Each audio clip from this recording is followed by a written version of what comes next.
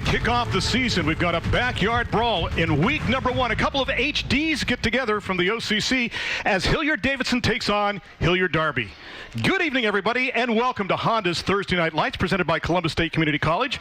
I'm Randy Reinhardt in my 38th year, and for a quarter of a century, this guy has been by my side. 6 feet apart, though, tonight, the football professor, Jeff Logan. And Jeff, I didn't think we'd get to this point, but it looks like we're going to kick off the football season tonight. Yeah, I think it's exciting, Randy. I've remained optimistic, hoping that we would get to this point, and I could not be happier for the young men, the coaches, the parents that are involved in this game tonight, because they've worked so hard to get to this point. They deserve the opportunity. And we're happy for you at home as well, too. Let's take a look at the matchup. First of all, Hilliard Davidson, last year on the campaign, 7-4. This year, a new head coach, and Jeremy Scally. For 1 year, he was the head coach at Upper Arlington. Before that, 12 years as an assistant coach at Hilliard Davidson. He's done a great job already with this program. He's got a guy to watch for in the offensive backfield that had a career in this game last year against Darby. His name is Leo Nixon. Yeah, Leo Nixon, a terrific football player, and he may have an expanded role tonight, Randy, because we found out right before the game that the other running back, Johnny Weir, is questionable tonight.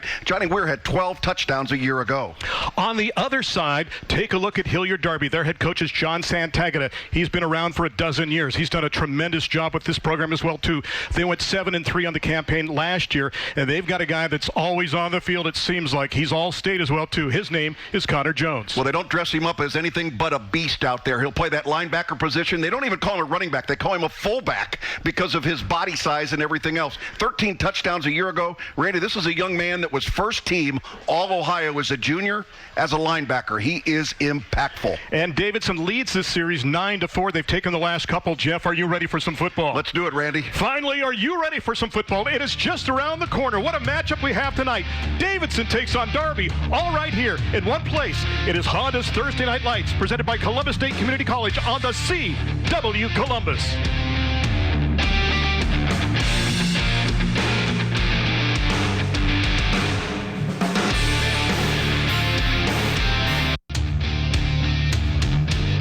Welcome back to Hilliard Darby High School. Time now to meet the third member of our broadcast team. He is the lean, mean football machine, Mike Todd. Well, thank you, Randy. Nothing but good, clean living, my friend. And I remember you and I talking about this a couple of months ago. We didn't even think we were going to be here. Yet here we are. And that is a testament to everyone taking safe steps, precautions, and things like that. It feels so good to say, guys, let's play some high school football. Daniel Gaeta has it teed up right now for Darby. They won the toss, and they have deferred to start this contest. Jeff, can you feel the tingle already as we start the campaign? You know, Randy, it's exciting. Like we talked about it in the open. I've been optimistic we'd get to this stage, but it's a little bit of a chill going through me right now. Excitement for these young men that have worked so hard to get here. Gaeta was injured much of last season, a soccer player with a strong leg. He's got it teed up at the 40-yard line. We are ready to go. Glad to have you aboard on the CW Columbus, and there's the boot, and it's caught on a line drive right at the 26-yard line, and that's where the Wildcats will take over. 1st and 10 for the first possession in this contest. Snared there by Zach Gozakowski. So here comes Hilliard Davidson on offense, a team that last season went 7-4. Kyle Papera is their quarterback. He's a guy that was a linebacker last year, but has a background as a quarterback. He was a quarterback up until his sophomore season. Coach Scally had been the quarterback coach back here at Davidson, so he knew of Kyle's talent. So he will run the show. 1st and 10, mark the ball right at the 26-yard line. Aaron Kincaid is the offensive coordinator. They will show that gun lock quite often. And now Blake Pettit is actually going to start on his first play at quarterback, and he will hand it off. And now we'll reverse field. This is Nixon. Nixon across the 40. Leo to midfield. Nixon to the 40. Leo inside the 30 to the 25 and brought down at the 21. So Kyle Papera was supposed to start at quarterback, but we knew we'd see a lot of Blake Pettit. We didn't know we'd see him on the first play of the contest. He runs the show and hands it off to Nixon with a big gainer. Well, shaking things up right from the very beginning. And this is just poor tackling at the line of scrimmage by the defensive football team. But Leo Nixon kept his head up. He found the bounce, and he was able to reverse his field and take it all the way down inside the 25-yard line. 53 yards on the gain last year in this game. 28 carries, 150 yards, and 4 touchdowns. 1st and 10 from the 21-yard line. Nixon again gets the handoff right up the gut, inside the 20, down to the 18. He'll pick up about 3 on the play. It'll be 2nd down and 7. And you'll notice, too, the officials, especially the umpire, not touching the football. They toss a beanbag to where the ball should be snapped. The offensive players, Jeff, hold on to the football and then bring it up to the line of scrimmage, handing it to the center. Yeah, we'll see some interesting things. You'll also notice on the sidelines that all the players have markers where they are to stand socially distancing if they're not in the game.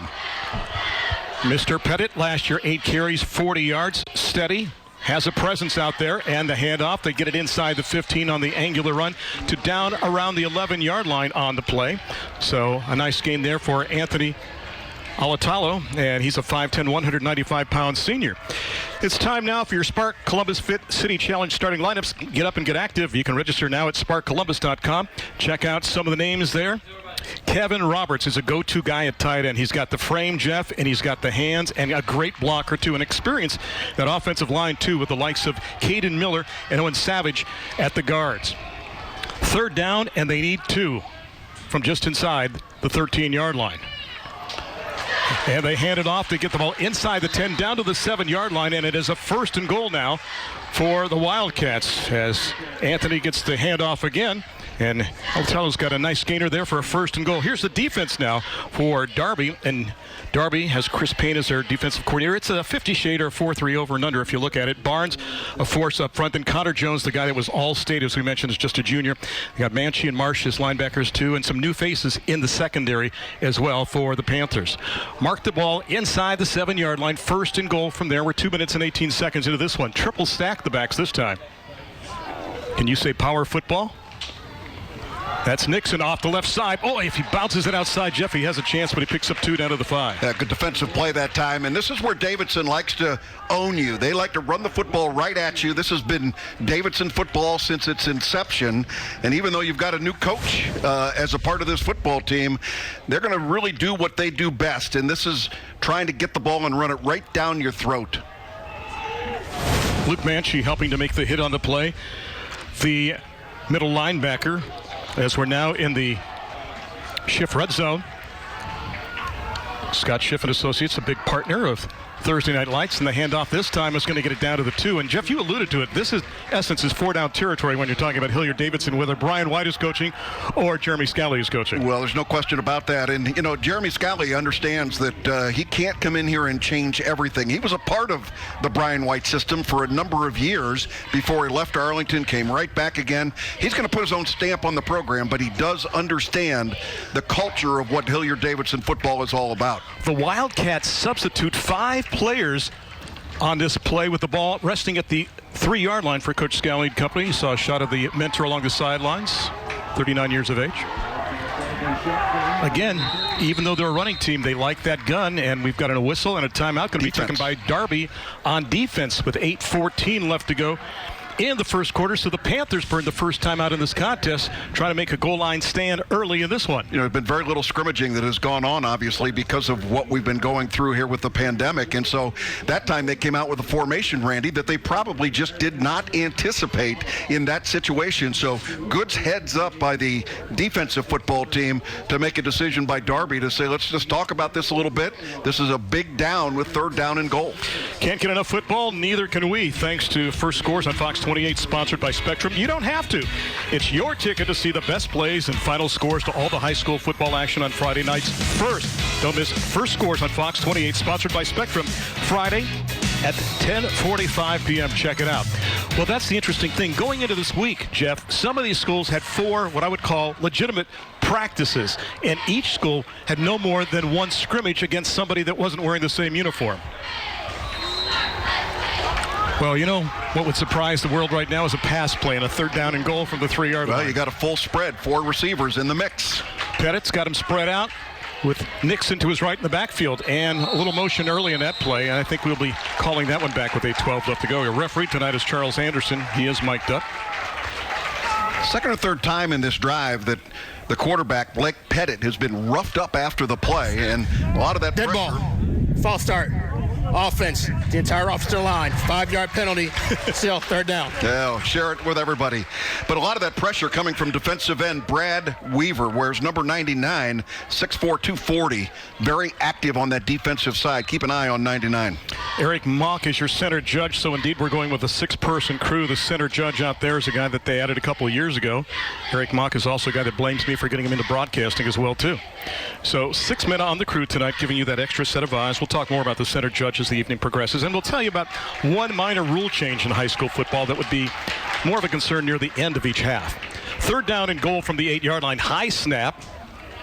And the handoff, and on the carry that time, short gain for Jaden Phillips, 5'9", 162, and a sophomore. We talked about in the open Johnny Weir not being a presence tonight because he got banged up in the scrimmage. So Phillips is a guy that's going to see more time.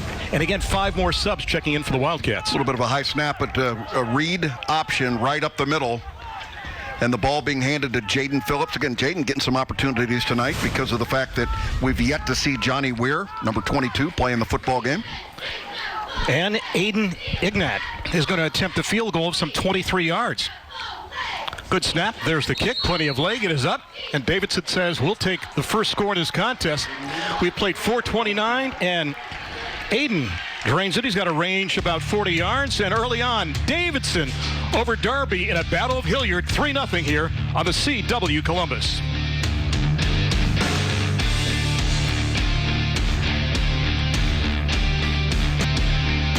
Welcome back to Darby High School as Davidson, the first to score. This one is Aiden Ignat. Nails it from 23 yards out to give the Wildcats a 3-0 lead in this one as head coach Jeremy Scally looks on. We mentioned first year at Upper Arlington, 12 years at Davidson as offensive coordinator in essence. Actually turns 39 in January. We jumped the gun by just a couple of months. He loves the Hilliard quality of life, although he loved the Upper Arlington opportunity as well, too. Here is your Hilliard Lawn and Garden scoring summary, and it yields a field goal of some 23 yards.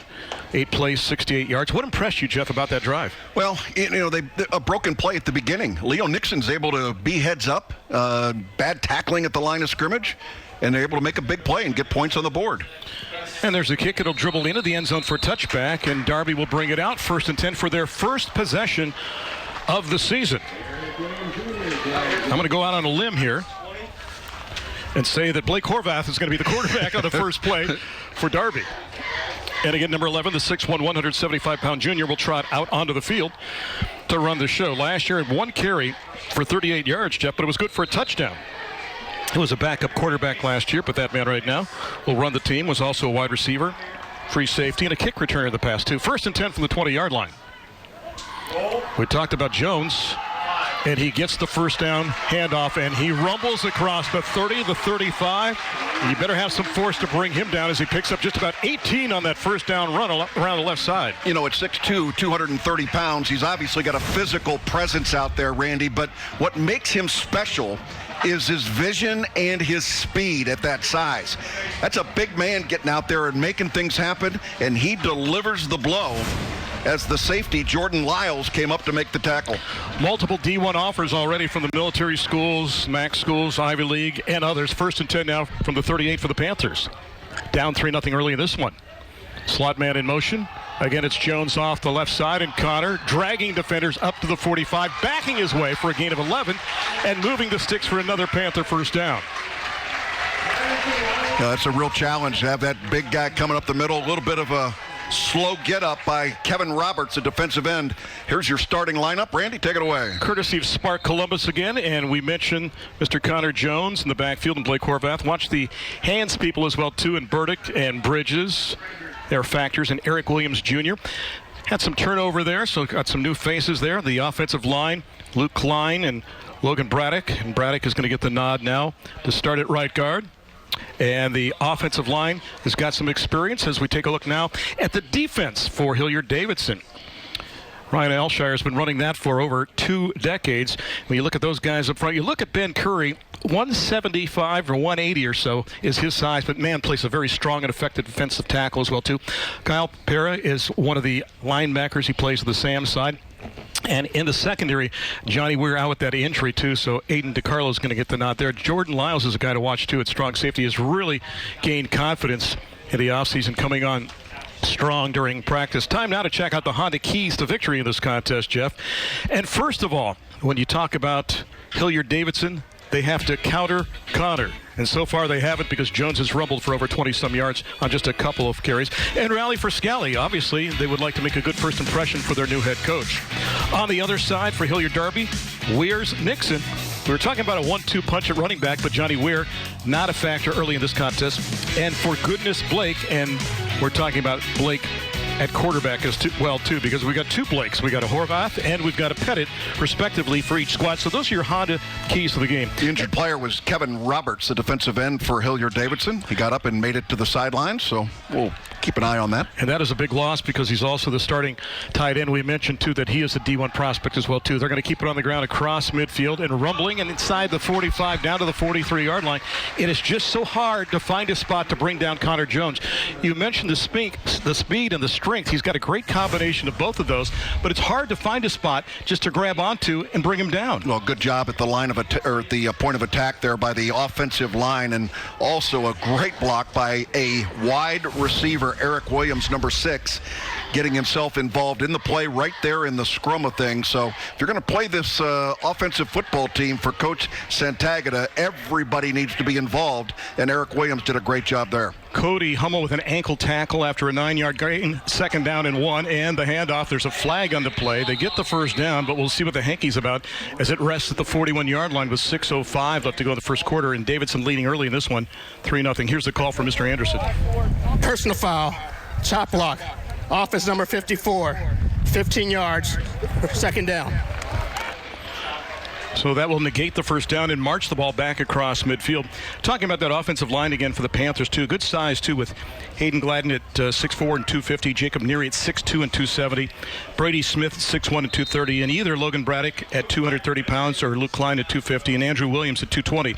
But tomorrow night, Jeff, we will see a team in Westerville Central that averages, are you ready, 6'4" and 281 pounds in their front five. Yeah, that is in preparation for that game. I looked at that offensive line and thought I could just go back and maybe run some plays behind them. 2nd and 1 becomes 2nd down and 16. They try to turn the corner across the 45, up to the 47, maybe the 48-yard line, back to the original line of scrimmage. They're down and long from there. As that time on the carry is Nick Burdick. Burdick, an interesting story.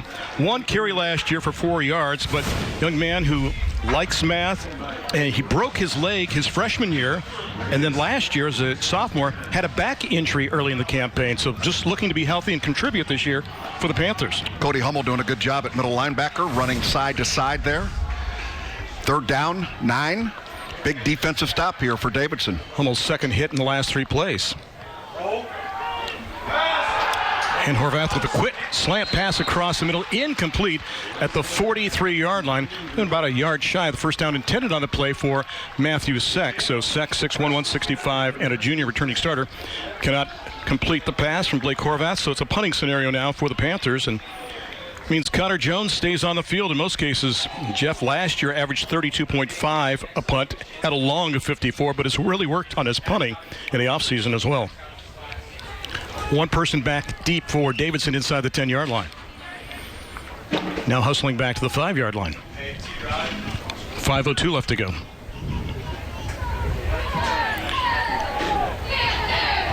Jaden Humphrey standing back to 5.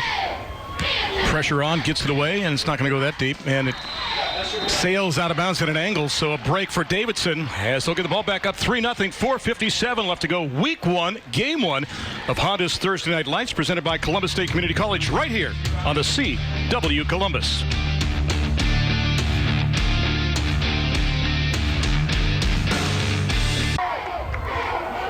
It is 3-0 Davidson over Darby early in this one.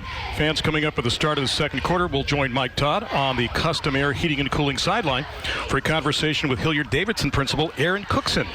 Mike Todd along the sidelines. He's looking dapper tonight, isn't he, Jeff? He does look great. Younger than us, big time. Of course, that's not saying much. So 1st and 10 now for Davidson. What thoughts do you have about Darby in their first drive on offense? Well, I thought Darby was just, they realized they've got the strength in that big running back in Connor Jones. I mean, it's a guy you want to give him to the ball every time, but you can't. You've got to get some more balance in that offense. Pettit to run the show again on this second possession, 1st and 10 from the 34-yard line. Option on the keeper. He'll get it to the 35, and guess who? Yeah. Mr. Jones coming up from his linebacking slot to make the hit after a gain of 1. What a great read by the linebacker, Connor Jones. And again, this is option football, so on a defensive side, what you've got is option responsibilities. Whether a guy gets the ball or not, somebody's got the pitch man, somebody's got the quarterback, somebody's got the dive. And what you can't do is get nosy and go try and cover somebody else. That time the lucky man was Connor Jones because the quarterback, Blake Pettit, kept the football and he made the execution. 2 wideouts. DeCarlo, the widest to the top now. Backs from an eye on a 2nd down and 9 from the 35 after the hit by Jones on the play. Pettit under center is going to hand it off, and they'll get it up to maybe the 38-yard line, perhaps the 39, and no further than that. Is on the carry that time again is Jaden Phillips. Again, pressed into service, the 5'9", 162-pound sophomore due to the injury to Johnny Ware, who last year rushed for 611 yards. Leo Nixon, by the way, good for 337 last year. Boy, Darby's loading the box. They got 8 people in the box up there and just 3 defensive backs. They're really daring Davidson to put the ball in the air. Again, 3rd down now for Blake Pettit, starting at quarterback tonight ahead of Kyle Peppera. It's 3rd down now, and they need 5 from the 39-yard line, this time from the gun. They readjust the H-back, and again, the handoff going to Phillips, and he gets it across the 40 near the sticks at the 44-yard line and near a 1st down. All right, I talked about the gun, Jeff. This is the time to bring out the modification of high school football for this year. Now you can spike the ball from the gun. In the past, you couldn't. You had to be under center. Now, the caveat to that is you have to catch the ball on the fly. It can't bounce back. And if you lose the handle on the football as the quarterback, you can't then spike it. You have to catch it on the fly. It's not first bounce. Yeah. It's not baseball, okay? Got to catch it on the fly, but you can do it out of the shotgun. Otherwise, nothing big changes in high school football in the state of Ohio. You don't have to catch it again after you spike it, though, do you, Randy? I mean, that would be a step too far. Don't get smart. 1st and 10 from the 44-yard line. 25 years of this, folks. 1 man in motion to the bottom of the set now for Pettit.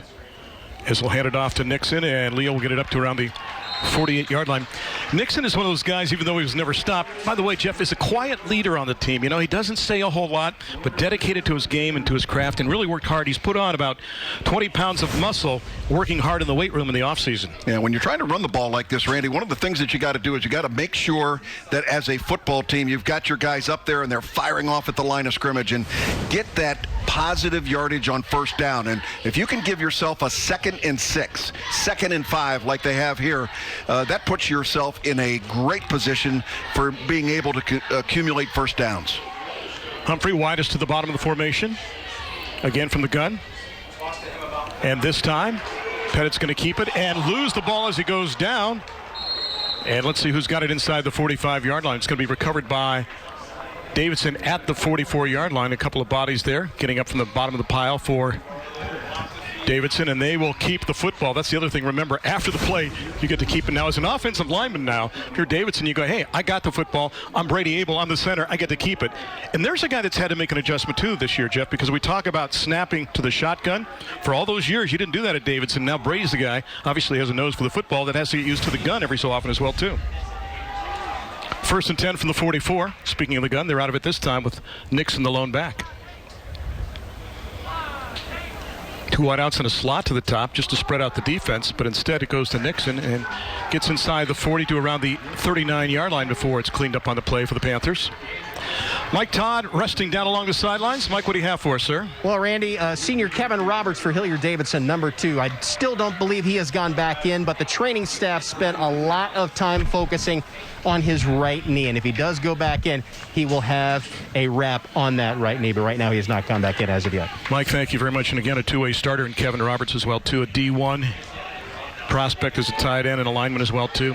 Wasn't able to do a lot of campus one days because of the virus. Has offers, though, from Furman, Dayton, and even Valpo as well, too. 2nd down. Let's call it just about 6 from the 40-yard line. And they keep it on the ground, and Nixon again trying to go over the top and gets it down to around the 37-yard line, maybe the 36. It's going to be 3rd down, Jeff, and a long 2. Boy, once again, I talked about in the first drive of tonight's game, Brad Weaver, the defensive end, having a heyday with the quarterback, Blake Pettit. You know, again, these aren't cheap shots or anything else, but he is coming in and hitting the quarterback on every play. Are you watching how the ball is in possession of the offensive players and they bring it back and then the center gets it in the huddle? I think it's a great idea. It's working out fine. Well, they use it in 7-on-7s, you know, so it was kind of a way to get everybody involved in the team and keep the officials out of the action, if you will. Pettit with time to throw for now, gets away from the pressure, flag down on the play, rolls, looks, guns downfield, has a man open, that's Nixon, who makes the catch for the touchdown, but the flag rests at the 46-yard line with 2.2 seconds left to go. We're going to get a hold on the offensive line. Now let's see what they do. I think it's a face mask. Oh, my goodness. I think it's going to count, Jeff. I think Charles Anderson will tell us it's a face mask. When they tried to tackle Pettit, they grabbed the handlebar, I believe. Yeah, we'll watch this again. Carson Coles had the dubious task of trying to block Brad Weaver, who was coming in, and it looked like he had part of the jersey of Brad Weaver. That's why I said holding, but here's the call. Touchdown is good. Personal foul. Face mask. Defense number 99. 15 yards. That penalty to be assessed on the kickoff. So make it 9-0 now with 2.2 left to go as Mr. Anderson puts the hanky back. We'll take a look at this one more time. All right, watch the top of your screen. You can see the battle right there, and Weaver was being held, but there you see, got the face mask right there. They did not throw the flag on Carson Coles, who was there. Looked like he was engaged at a point where you might get a holding call, but good for Davidson. They found a receiver open in the end zone for the touchdown. But I will say this, he released right away, so it was kind of a tweener call there. And on the spot is Nixon to make the catch for the touchdown. And a chance now to make it 10-0 for Aiden Ignat, the 5'10", 155-pound junior. They start with that muddle huddle that Jeff just absolutely loves on the extra points. What a bunch of wasted practice time. Snap, kick, it is up. And just before the end of the quarter, Davidson now up early in this one by a count of 10-0. We mentioned they lead the series 9-4, and they've taken the last two.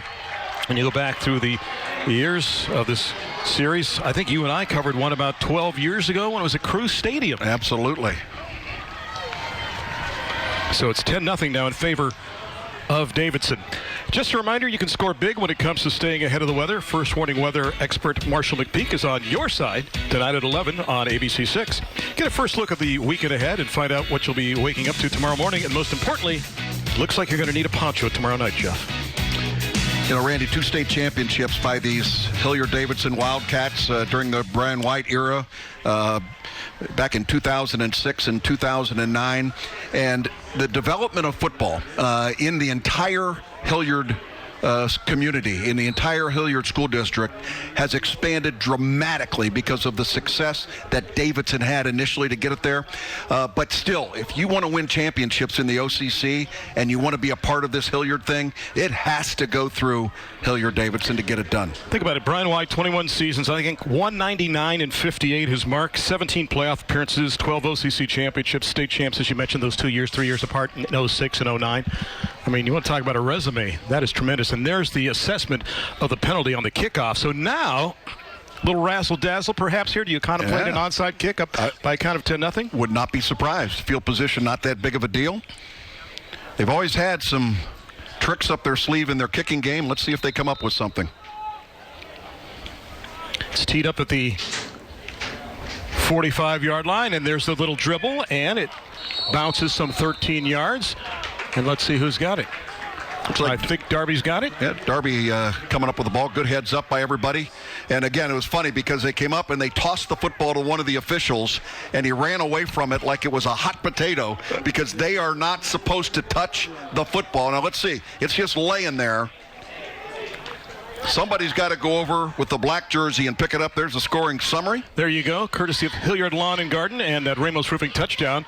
Took 8 plays and 66 yards, and the long touchdown pass to Leo Nixon for the score.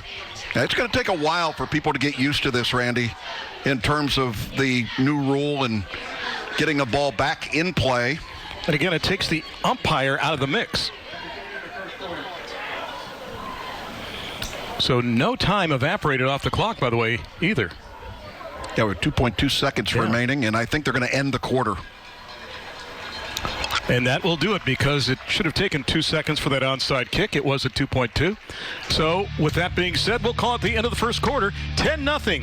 Davidson on top of Darby, a touchdown pass in the winning moments. As you can see, Nixon saying, "I'm the one, I'm open," and he takes it to pay dirt for the touchdown.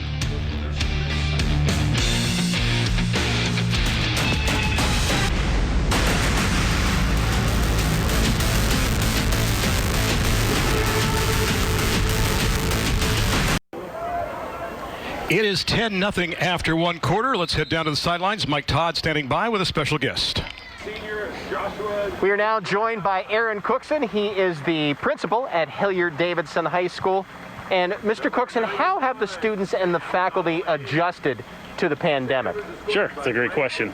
Obviously, it's been tough, but you know, we're a strong community here in Hilliard, and you know, especially at Davidson High School, and we've really worked hard together to make sure that we're ready to go back.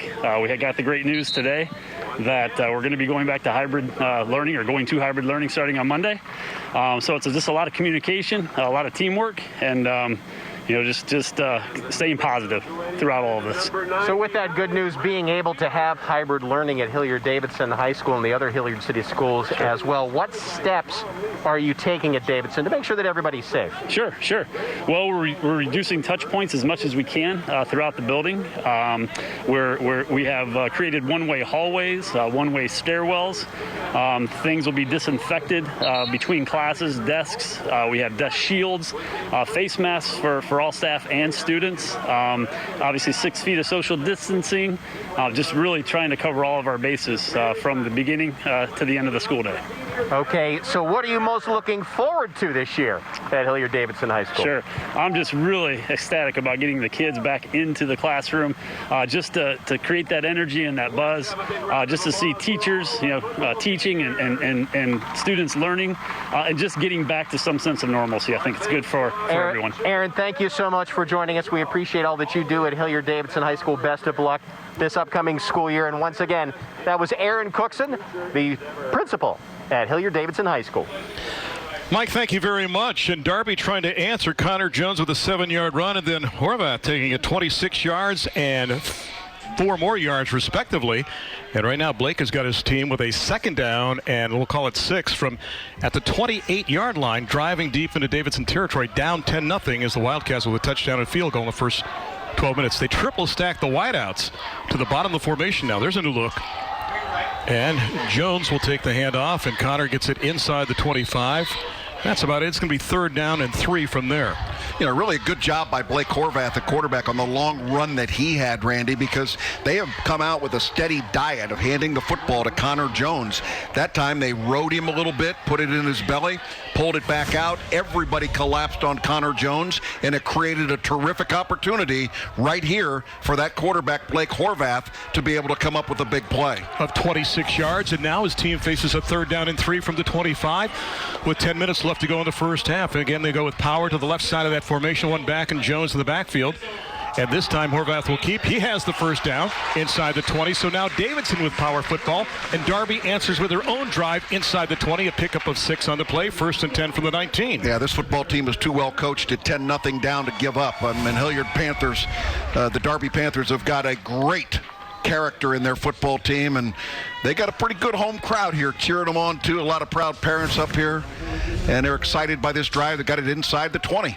We are entering the Scott Schiff and Associates red zone on this 1st down and 10 at the 19-yard line with 9:29 left to go. And the handoff, Jones just steps over everybody right at the bottom of the pile, waiting to grab him, and reaching for an ankle was Nicholas Monroe. He reached up and just tried to grab his leg because he was already at the bottom of the stack, and big nose tackle hoped to slow things down, and he did.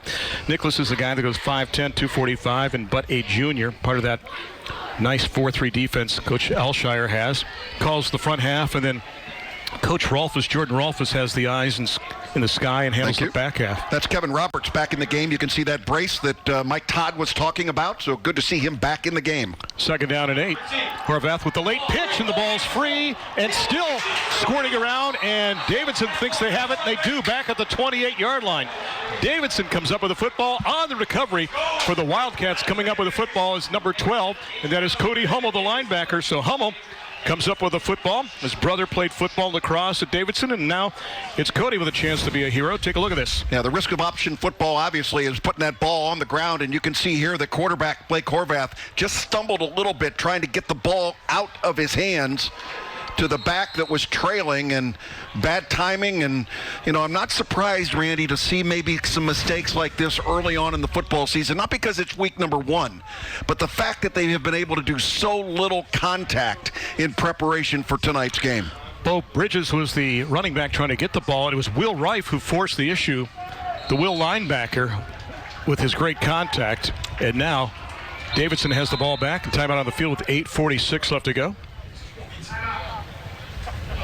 And Davidson's going to burn the timeout. They take their first one. Each team has burned a timeout so far here in this first half. With that being said, we'll take a break as we look at Mr. Anderson, who's running the show. And right now, it's Davidson who runs up the score to the tune of 10-0 here in week number 1 of Honda's Thursday Night Lights, presented by Columbus State Community College on the CW Columbus.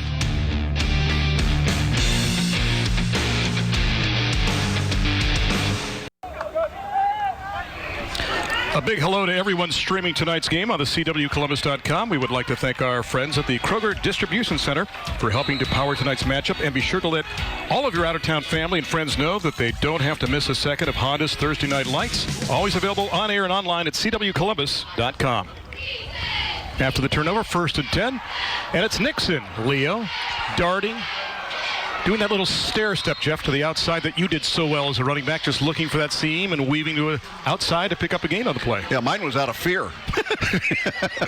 But good job up there. Now, I want you to watch the block by Caden Miller. He's a left guard. He's pulling on the play. There's Caden Miller out there on the perimeter coming up with a block. So that left guard getting out there and making things happen. Leo Nixon, obviously with a big run early on, 8 rushes for 78 yards, and then he had the touchdown reception on the broken play. We mentioned last year he was good for 150 yards and 4 touchdowns on the ground when they won 30-14 last year. Second down, let's call it a long 3 now from the 35-yard line with the backs from an offset eye. And the second man through gets the handoff, and a good job that time of the defense of the Panthers to stand it up. Take your pick of about 5 black jerseys waiting to come through at the mesh point and make the hit on the play. Yeah, gain of maybe 1 on the play, Randy. A good surge by the defensive football team. Now, obviously the drive before that with Darby fumbling the football and giving it back to Davidson was not what they had in mind, but that had to be viewed as a successful drive because they were able to move the football down inside the red zone. Now, if you want to capitalize on that, you got to get the defensive stop now here on 3rd down. Sam Donnelly led the charge, the defensive tackle for the Panthers. 3rd down here and a short 2 with 7:20 left to go in the first half. They'll keep it on the ground and get the ball up to around the 39-yard line, and that should be enough to move the sticks and get the first down. Good coverage on the play by the Panthers in the person of number 41, Ben Marsh, but first down for Nixon and company. New coach, but Davidson doing what Davidson does, right? I mean, this is a team that gets them in 3- and 4-yard chunks, and they make you pay every time that they come at you with that running game. If I'm the center, I'm asking for a perk after the game to have to carry the football that much. You can tell everybody I carry the football more than the running back. 1st and 10 now from the 39-yard line. Under 7 left to go first half with Davidson up by 10. Oh, that's motion. And it's a keeper that time by Pettit, and he's got it up across the 43. See 2 guys move there, Randy, at the beginning of the play. I don't know if we can look at that again, and that's one thing that there were people screaming over here on this sidelines. They saw both of the slot guys moved at the same time. Watch top of your screen. Can't have 2 guys moving like that. That creates a penalty, and they got away with it. 2nd down and about 6. You can do that in Canada, though. I just want to point that out. It is now marked right at the 43-yard line, where they need another half dozen yards with 6:11 left to go, this time from the gun.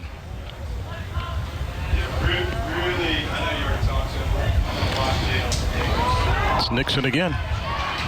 Well, you're almost sensing you're watching a Nixon versus Jones show, although Horvath has entered in as well, too, and Pettit, but it's narrowed down to just a couple guys offensively on each side of the football.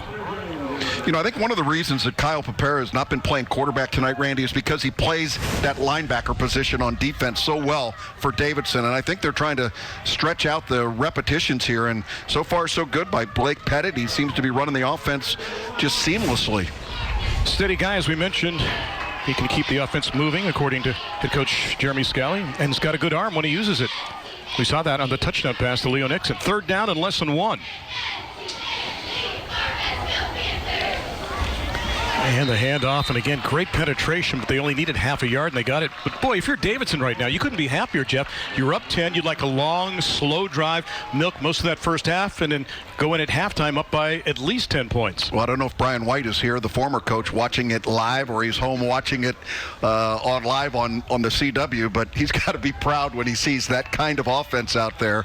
Now, again, Jeremy Scally's got his hands all over this offense, going to a shotgun approach, which is totally different than the way that Davidson used to run the football, but they are still running Brian White offense. And remember, Jeremy was the guy that handled the offense most of that time, too, during his 12-year tenure at Davidson as an assistant coach. Great penetration, ball free, back at the 44-yard line. Darby says they have it, and they do. Coming up with the football at the bottom of the pile, big number 2, Blaine Barnes, the big defensive end. And he gets the recovery. He's a 3-year starter and a wrestler, and he wrestles the football away. Boy, how great does that sound to hear that crowd noise here in this football game, and the penetration right up the middle. Looked like Sam Donnelly was coming in there along with Cole Kendall. Watch the pressure. Now, that was Brad Weaver, who we've talked about all night, who has been in the backfield of Hilliard Davidson and has been a mess for Blake Pettit. This time, number 99, Brad Weaver, gets the win. And Horvath on the keeper to the 30, the 20, the acceleration to the 10. Blake snakes his way into the end zone for a touchdown. He gets the score. That's another Ramos Roofing touchdown. For a free estimate on your roof, text or call 614-761-ROOF. That's 614-761-ROOF.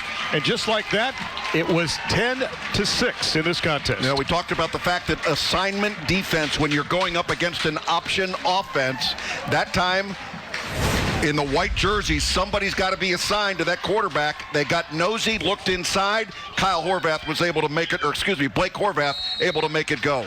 44 yards on the touchdown run, and Daniel Gaeta gets the extra point to make it 10-7. How about that, Randy, for a little change of events? 2 quick turnovers like that, and boom, we got a football game. The Panthers growl back to cut the lead to 3. 10-7. We'll take a break. 4:31 left to go. And here is Horvath taking it in. Last year carried it one time for 38 yards and a touchdown. This time 44 yards, and he finds pay dirt.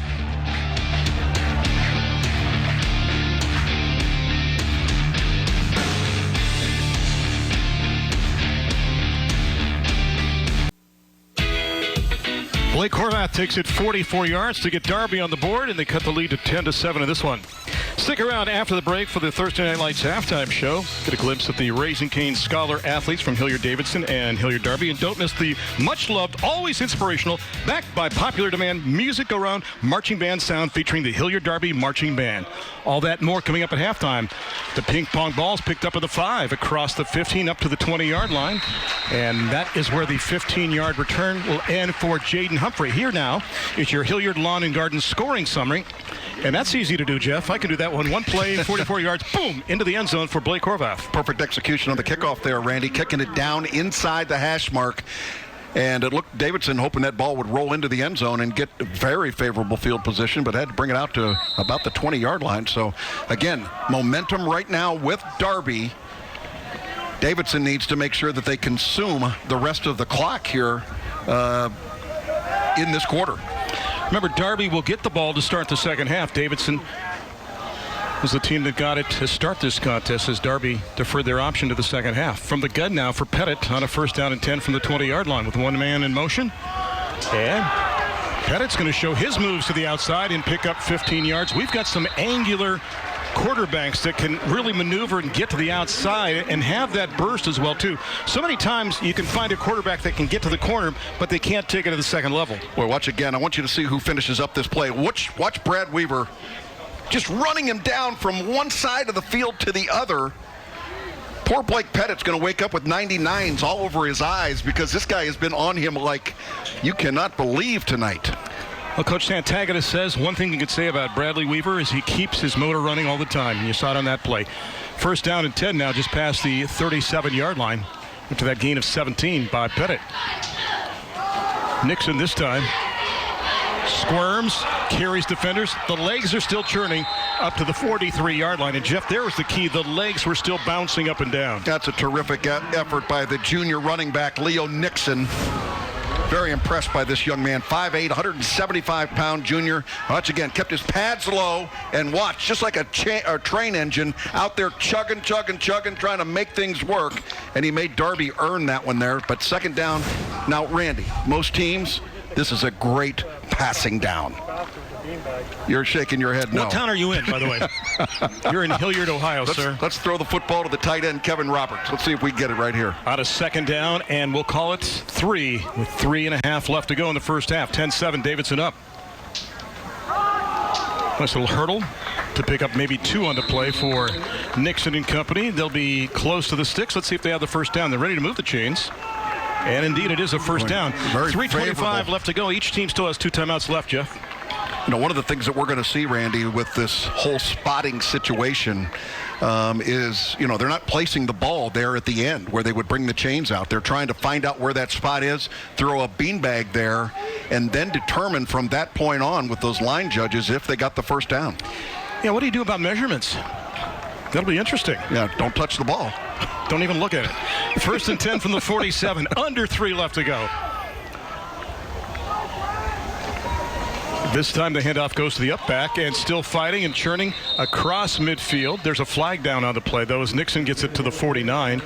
But it's going to come back as the Hanky's going to go against Davidson. Here's Charles Anderson. Legal shift.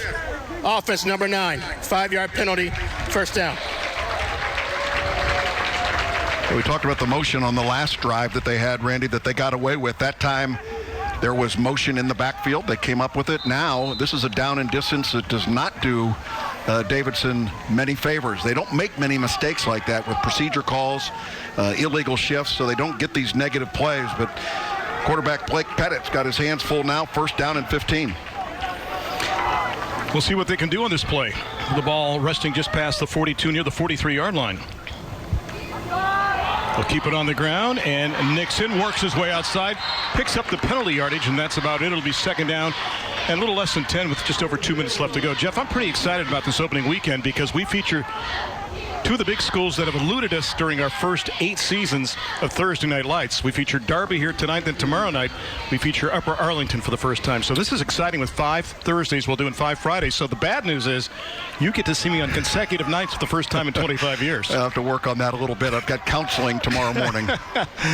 Yeah, that's what I call it, counseling. Second down and 9 from the 48-yard line. 1:53 left to go. Do you throw it? Pettit thinks so.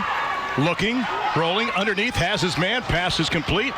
Inside the 45, down to the 41, and the aforementioned tight end, Kevin Roberts, makes his first catch of the campaign and has a first down. Yeah, I told you they'd get that ball to number 2. What a big target, too, at 6'4", 245. He was not the intended target here, but he's the late underneath guy that comes off after a blocking assignment, and everybody lost focus of the big tight end being available, and that's an easy pitch and catch for quarterback Blake Pettit. He dwarfs the football, too. And I remember his dad played ball at Canal Winchester in the past, too. First and 10 from the 41 now of Darby. 1:20 left to go, so time now a factor in this first half.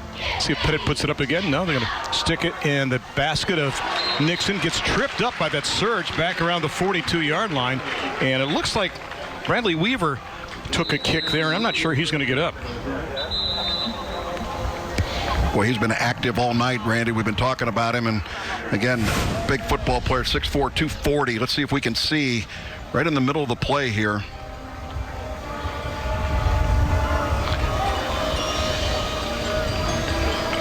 Yeah, difficult to see what happened, but good job by Leo Nixon holding on to that football. A lot of times you get one of these leaps. Let's see if we can see it again. He's at the top of your screen, 99 right there. It just looks like somebody may have kind of landed on his legs and see him limping a little bit coming off. I think that's what happened. Down on the backside of his legs there, 2 bodies fell on top of him right at the end of the play. So methodically he works his way to the sideline. 6'4", 240 and a senior, and that's a big loss in more ways than one, as he saunters off to the sidelines. And Mike Todd will let us know if there's an update on his condition as well, too. The iconic DC character Swamp Thing comes to life this fall on the CW Columbus. Don't miss the action-packed 90-minute thriller when it debuts on October the 6th at 8 p.m. only on the CW Columbus. So one time, were you not nicknamed the Swamp Thing in the backfield? No, but Mike Todd has something to do with that, though. Really? He has some involvement with Swamp Thing.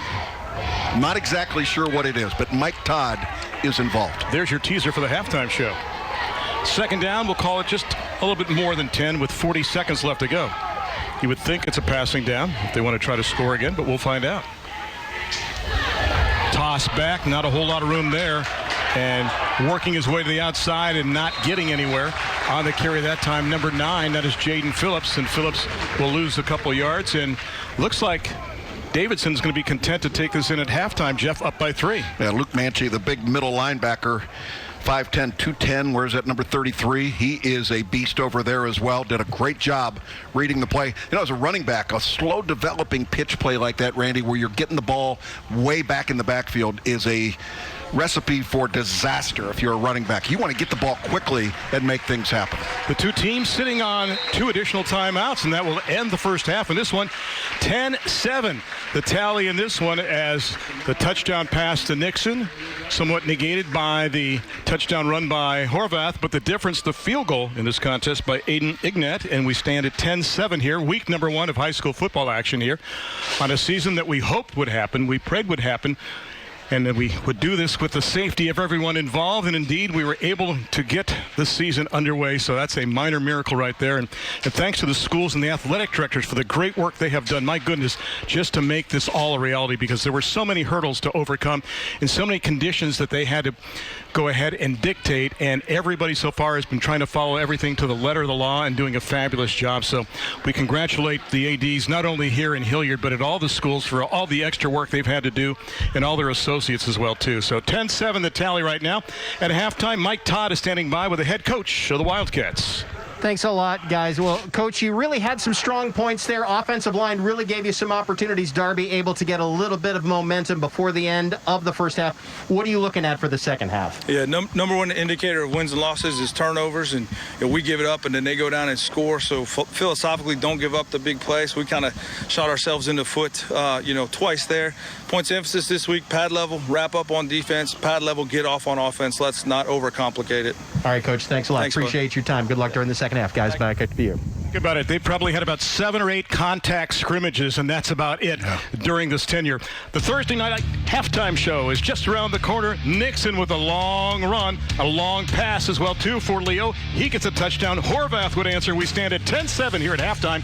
Week number 1 of Honda's Thursday Night Lights, presented by Columbus State Community College, in one place, the CW Columbus.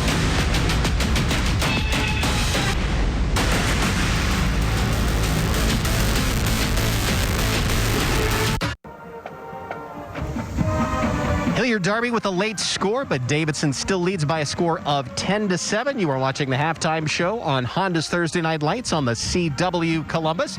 It is now time to recognize the Raising Cane's Scholar Athletes of the Week.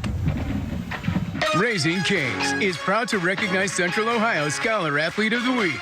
John Scholl is a varsity athlete for the Hilliard Darby football team. He was also awarded varsity letters for track and field in his sophomore and junior year. John was awarded academic honors for his freshman, sophomore, and junior years. He carries a 4.3 GPA and is currently enrolled in AP Computer Science, AP Government, and KAP English. Congratulations to this outstanding Raising Cane's Scholar Athlete. Once again, we would like to congratulate our Raising Cane's Scholar Athletes of the Week here on Thursday Night Lights.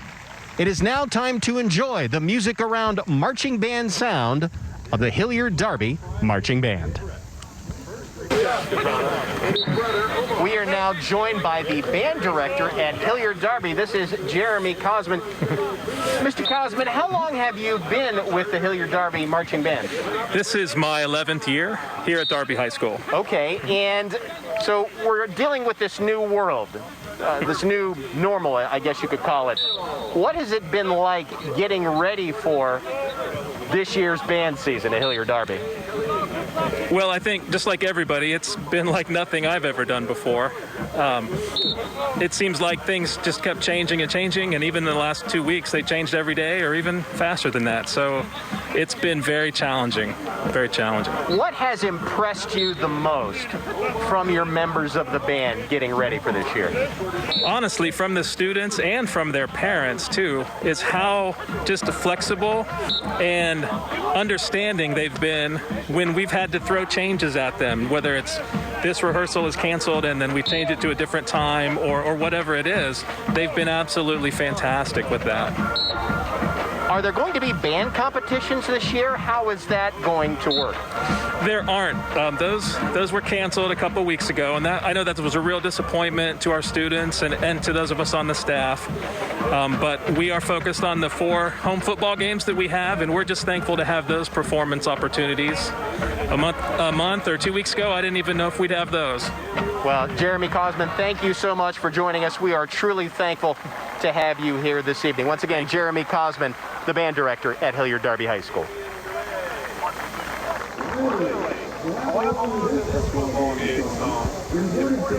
Coming up, scores and highlights with Randy and Jeff. You are watching the halftime show on Honda's Thursday Night Lights on the CW Columbus.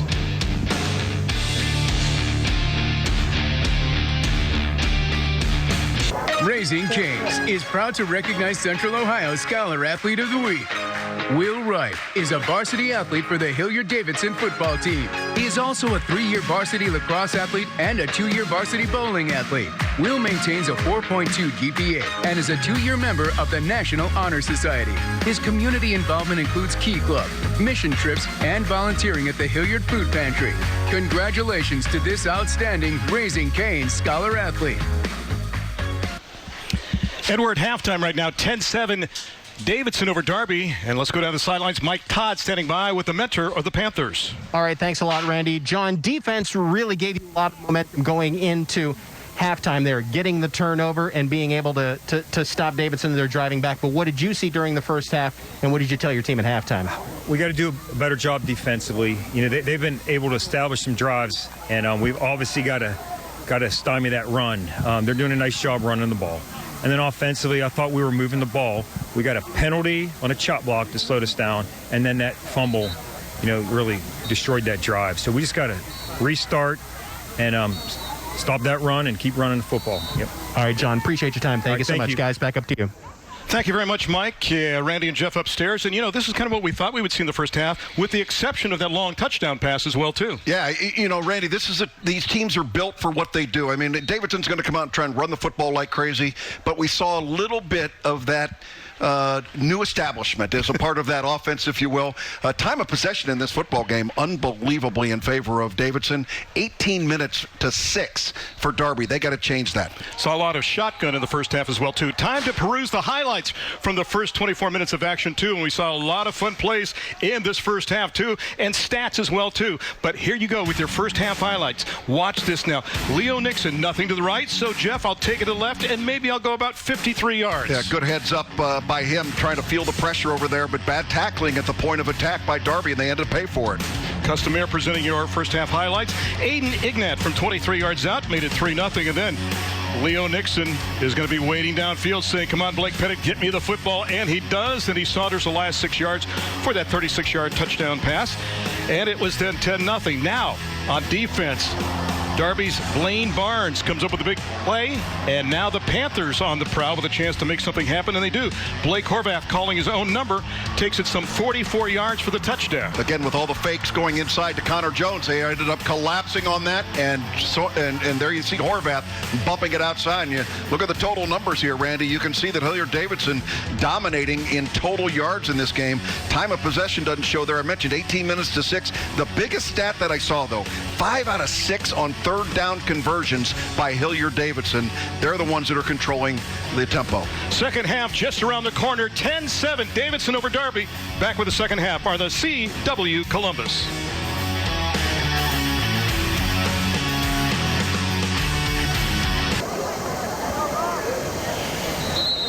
As twilight falls upon Hilliard Darby High School, we're just about ready for the start of the second half of week number 1, the matchup between Davidson and Darby. Randy Reinhardt, Jeff Logan, Mike Todd, glad to have you aboard. And Darby will get the ball to start the second half. They'll start the return from the 13-yard line up across the 15 to the 20. Nice little sidestep that time up to the 25-yard line. So about a 12-yard return that time for Darby in the person of Eric Williams Jr. And the Panthers get the ball to start the second half. Jeff, what are you watching for early in the third quarter, sir? Well, I thought what Coach Santagata said is that they got to make sure that they don't make mistakes, and they've got to get momentum going on the offensive side.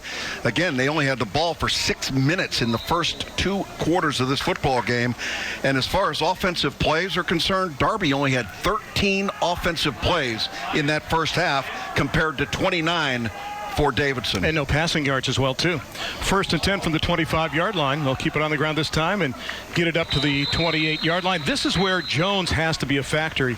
You got to believe, too, in this contest, because this is a guy we talked about in the open, too. And Connor Jones, what an effective runner he is, carrying the ball for over 800 yards last year, but a guy that can do so much on both sides, and I think he has to be more of a focal point for the Panthers. He was early in this contest. Well, again, Randy, when you only have 13 plays in that offense, and I want to say that he carried it at least 10 times in the football game. So James Hakes carried it on that first down play to start the second half, as the 5'8 junior who carried it 5 times for 40 yards will pick up a couple on that first down run. Second down and 8.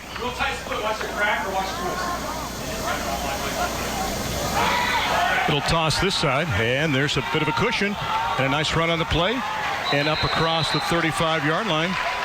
And we're getting another dose on the play of somebody other than Connor Jones running the football. Are you surprised, Jeff? Well, Randy, they got to mix it up a little bit, and that time they were able to get on the perimeter against this defense. They're packing it in pretty tight, and it got the it looked like the old Southern Cal student body left that time. Look at all the running by the guard, the tackle getting out in front, and a good lead block there, Randy. Gives them an opportunity for a great first down.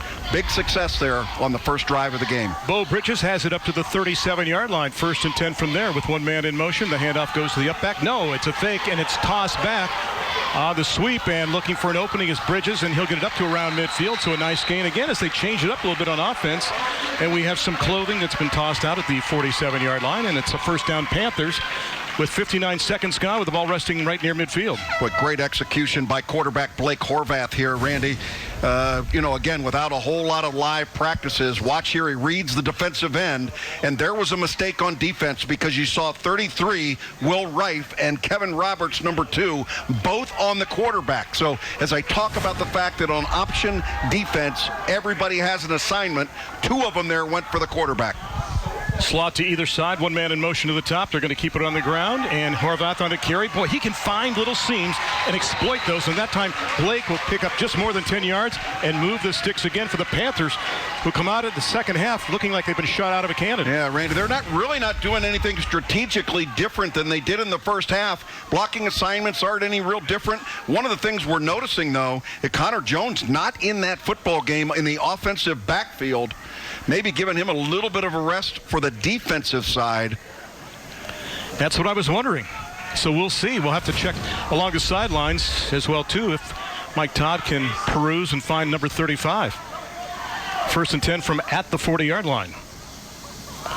Toss around the corner, inside the 30, the 25, down to the 20, and Bo Bridges again, looking smarter and sassier than Jeff Bridges ever did, will pick up a nice gain inside the 20-yard line and move the sticks again for another first down. Boy, again, the biggest change is taking that big fullback out of there and trying to put a little bit more speed on the outsides, trying to get to the perimeter as quickly as they possibly can.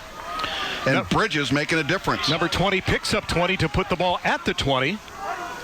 With 9:28 left to go, and this time they'll keep it on the ground, and there we go to the outside. There's the truck that is Connor Jones, again deceptive with his speed, but also known for his power, and he's got the ball inside the 10, inside the 7-yard line, and we're inside the Scott Schiff and Associates red zone, and it's a first down and goal for the Panthers. They brought the diesel truck in for that play, and they got the big guy Connor Jones running right off tackle. And that is a load to bring down. Good execution by the offensive line to create the opportunities. Momentum all right now in favor of Darby. So, Jeff, 4 different guys have carried the football in this drive for the Panthers. Triple stack the eye this time. Let's see if it goes to the third man or not. It does indeed, and there's a gap, and not much of a one, only down to about the 5-yard line. Is Nate Burdick going to carry that time? Well, what a defensive play by who we thought would be the starting quarterback. Kyle Pepra came in to make the play. There he is, number 16. Rarely do you have a quarterback, Randy, also play linebacker. Especially in Division I.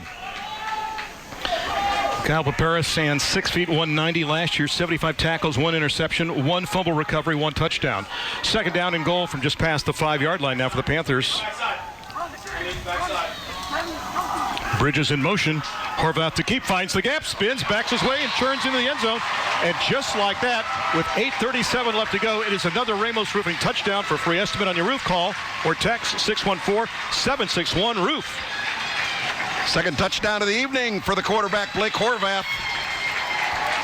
The junior quarterback, great future for this young man. He's been exceptional executing the offense tonight, and you can see he kept his head up and kept his pads low, as Coach Santagata was talking about, and got himself into the end zone. Extra point time is up for Daniel Gaeta, and it is good. And what a surge to start this second half now by Hilliard Darby in this contest.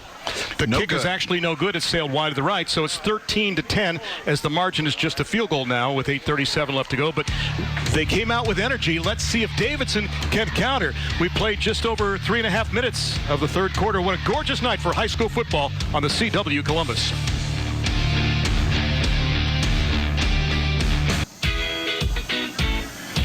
You want football? We've got football. The CW Columbus is giving you a double dose of Honda's Thursday Night Lights with a special Friday night edition tomorrow at 7. Not going to miss this OCC powerhouse matchup when Westerville Central and Upper Arlington do battle. The CW Columbus is your ticket to live high school sports all season long. And what a job by Darby to come out to start the second half and just march it methodically down the field as we check out your Hilliard Lawn and Garden scoring summary. 8 plays, 75 yards, 3:15 off the clock. And again, 4 different guys touched the football in that drive, Jeff, for the Panthers. Yeah, pretty amazing. If you look at what Darby did in that drive, Randy, 5 first downs, that equaled the number of first downs they had in the entire first half of the football game. So Darby came out and, it's not like they went in the locker room, because they're not allowed to use the locker rooms during the pandemic, but they went in and they figured out what they wanted to do, and they got momentum working. Gaeta with the boot, and the Wildcats snared along the sidelines and will traverse up across the 20 to around the 25-yard line, and that's where they will take over an offense. On the return that time is Jaden Humphrey. So let's see what Davidson can do now. They're down 13-10. Still, though, ironically, it's Darby that has no passing yardage here in this contest. Yet they're up by 3. So first down and 10 now for Davidson. Down by 3 for the first time in this contest. Leo Nixon has been a force as a receiver and also as a running back in this contest. And you can see he's across the century mark now on carries. And remember, he also has caught a touchdown pass in this game as well, too. And he is just a junior. And they're doing all this without Johnny Weir tonight, who was also projected to start as another junior with that 1-2 punch in the backfield. Pettit going to hand it off, and boy, the defense was there, swirling in from the backside to make the hit. Nowhere to go. It's one of your favorite numbers again, big number 99, I believe. Well, he came from the backside of the play, Randy, and that's a guy that you're not going to waste a blocker over there, but you got to slow him down. You just can't go away. You can see how Brad Reaver just crashes down the line of scrimmage and able to come up with a play. He likes fishing, jet skiing, lacrosse, wrestling, and wrestling down running backs as well, too. Mark the ball back at the 28-yard line, second down and 10. Almost lost a half yard on the play. Under 8 left to go in the third. The margin now 3 in favor of Darby. This time they spread it out with 4 wideouts evenly distributed with 1 back in the backfield. Pettit going to hand it off, and Nixon this time is gobbled up right at the 28-yard line. So the interior of the defense doing the job now for the Panthers. They look very motivated on this defensive stance. Yeah, those receivers, nothing more than window dressing on that play, Randy. They tried to spread the defense a little bit, but once again, middle linebacker Luke Manchie in making the play. He had 4 solos and 3 assists last year as a sophomore, like fishing, chemistry, and basketball. So third down and right back where we started from. Maybe they've gained about a half yard on the play. 7:15 left to go. Third down and nearly 10. As evening now dwells here in Central Ohio in the community of Hilliard. And Pettit wants to throw on the slant. Has his man at the 40-yard line. First down up to the 42-yard line. Brian White went, what? The pass is caught out to the 42-yard line. And cradling the ball is Jaden Humphrey. Watch how good Blake Pettit is setting his feet and delivering the football. Got himself square to the line. Found a little bit of a softness in that defense, did Jaden Humphrey, and able to come up with it. Jaden Humphrey, a starting point guard on the basketball team. That time he was right where he needed to be, and Blake Pettit delivered the strike. We'll talk about him in a second. 13-yard gain, 1st and 10 from the 42, nearly halfway through stanza number 3. This time 2 backs in the backfield with the wing to the bottom. 1 man in motion now to the top. And this time, Pettit to keep and up to the 49-yard line. You mentioned that Jaden was the starting point guard on the basketball team. Jeremy Scally says, you know what, he smiles more now. Now that he's had that leadership under his belt, he doesn't seem to be that frightened now by the leadership he's showing us on the football field as well. Well, and Randy, that's one of the reasons that coaches talk about becoming a 2 or a 3 sport athlete, because being part of teams and being part of competition in different sports makes you better at each one of those sports. And I think Jaden Humphrey is a guy that has benefited by making sure that he's at least a 2-point or a 2 athlete or sport athlete. 2nd down and 3. Nixon, not this time. They wrap him up. Luke Manchie says, nope, you're not going around the left side. Not if I have anything to say about it. Wraps him up right near the line of scrimmage. Maybe picked up about a foot on the play. It'll be 3rd down and 3 from there. As we approach 5.5 left to go. It's a doubleheader weekend here on the CW Columbus. Well, we mentioned the play of some of these defensive guys, but Luke Manchie has been strong over there. This linebacker crew is really good. Connor Jones, we've talked about, first team All-Ohio. Luke Manchie in the middle. And then Ben Marsh, number 41. We haven't talked about him much, but he has been active tonight. He is just a sophomore at 6'3", 210, and he played as a freshman on defense for Darby a year ago. Last year actually started the game. Look at the way the Panthers are loading the box. The late pitch. Nixon to the outside. Does he get the first down? I think he might have it. Yep. He's inside the 48 near the 47. So he'll get the first down by about a half yard. We've got a player or 2 down for the Panthers on the field. Yeah, 2 injured players down. Both Darby athletes right about the 50-yard line. One is a cramp. Here's the pitch. Good job. And get the ball on the outside arm. Now, doggone it, Leo.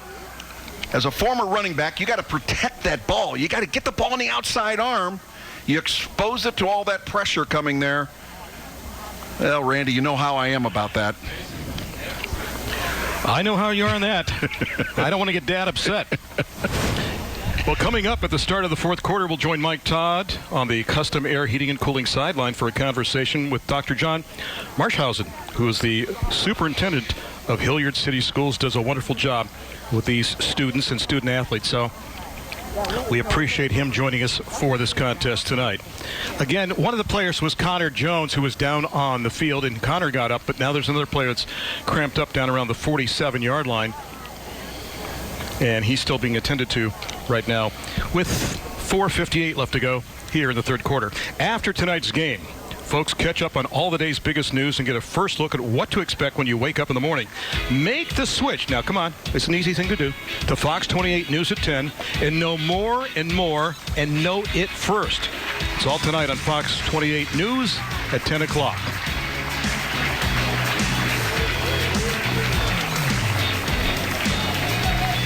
Leo Nixon has been a factor in this contest. We mentioned his stellar play in the first half.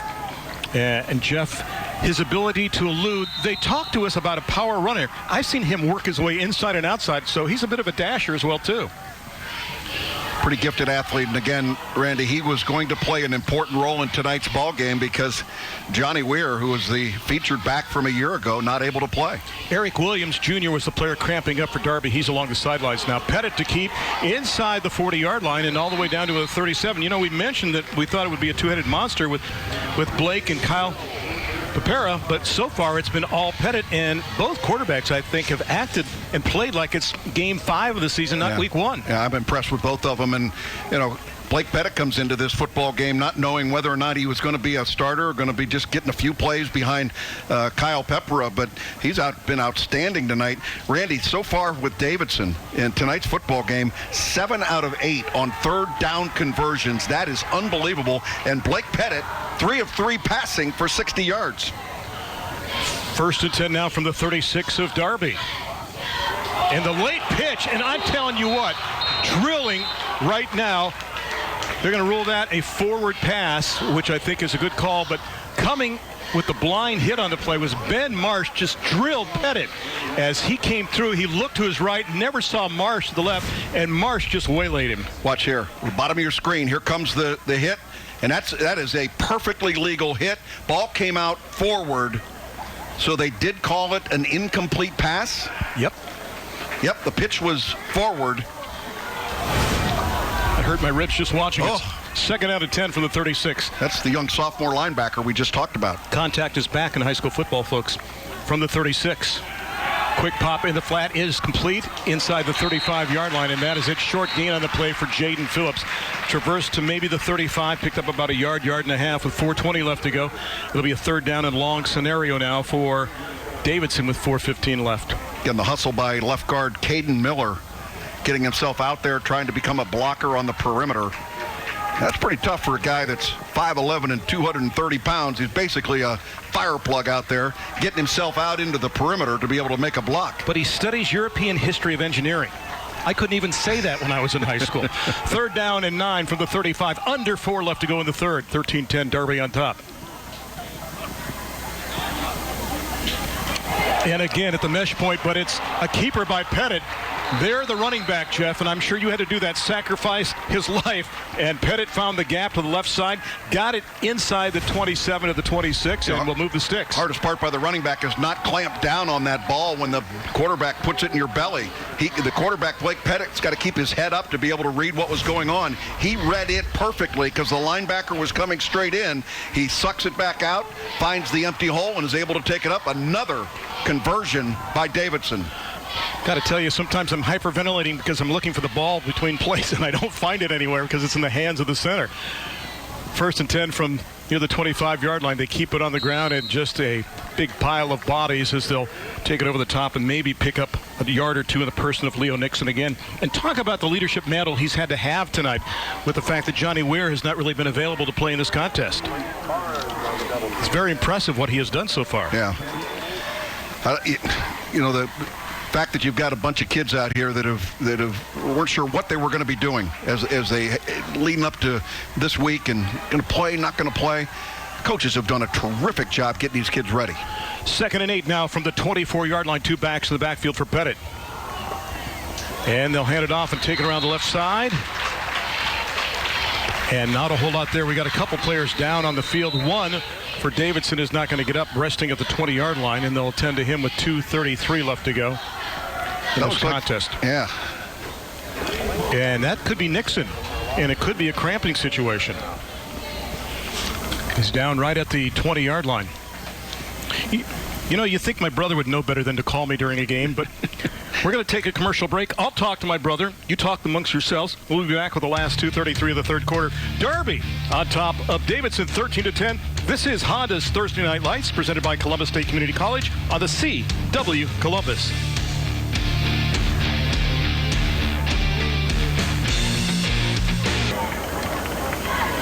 And indeed, it was Leo Nixon who was cramping up on the field, so he comes off. And of course, the concern is once you cramp up, will it happen again? So we'll see what happens there.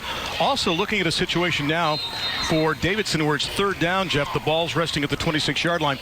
The range on a field goal for Aiden Ignat, if you're thinking, is probably around 40 yards. So they need to pick up some yards here if they want to attempt a longer field goal. But right now, the Wildcats are thinking pick up the 10 yards on this third down play from the 26. 8 of 9 on third down conversions tonight. Not going to happen this time, though. Nope. In fact, they lose yardage. So now the question is, do you attempt a long field goal somewhere around about 45 yards, or do you go for it here on fourth down and about 11 or 12? I think you're in fourth down territory, absolutely. And Blake Pettit, who has been very successful throwing the football tonight, 4 out of 4 throwing the ball.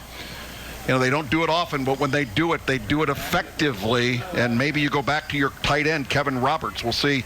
Roberts on the sidelines right now. You can see him there, number 2 with the knee brace on. So I don't think he's going in. The clock down to 1:34. Let's see if they opt to take a timeout and just regroup. I think that's what they're going to do. You see Coach Scally along the sidelines talking, and indeed they will burn a timeout. And that's the first one that's been taken in the second half. So Davidson burns a timeout. Darby unofficially still has their full allotment of 3 timeouts remaining here in this contest.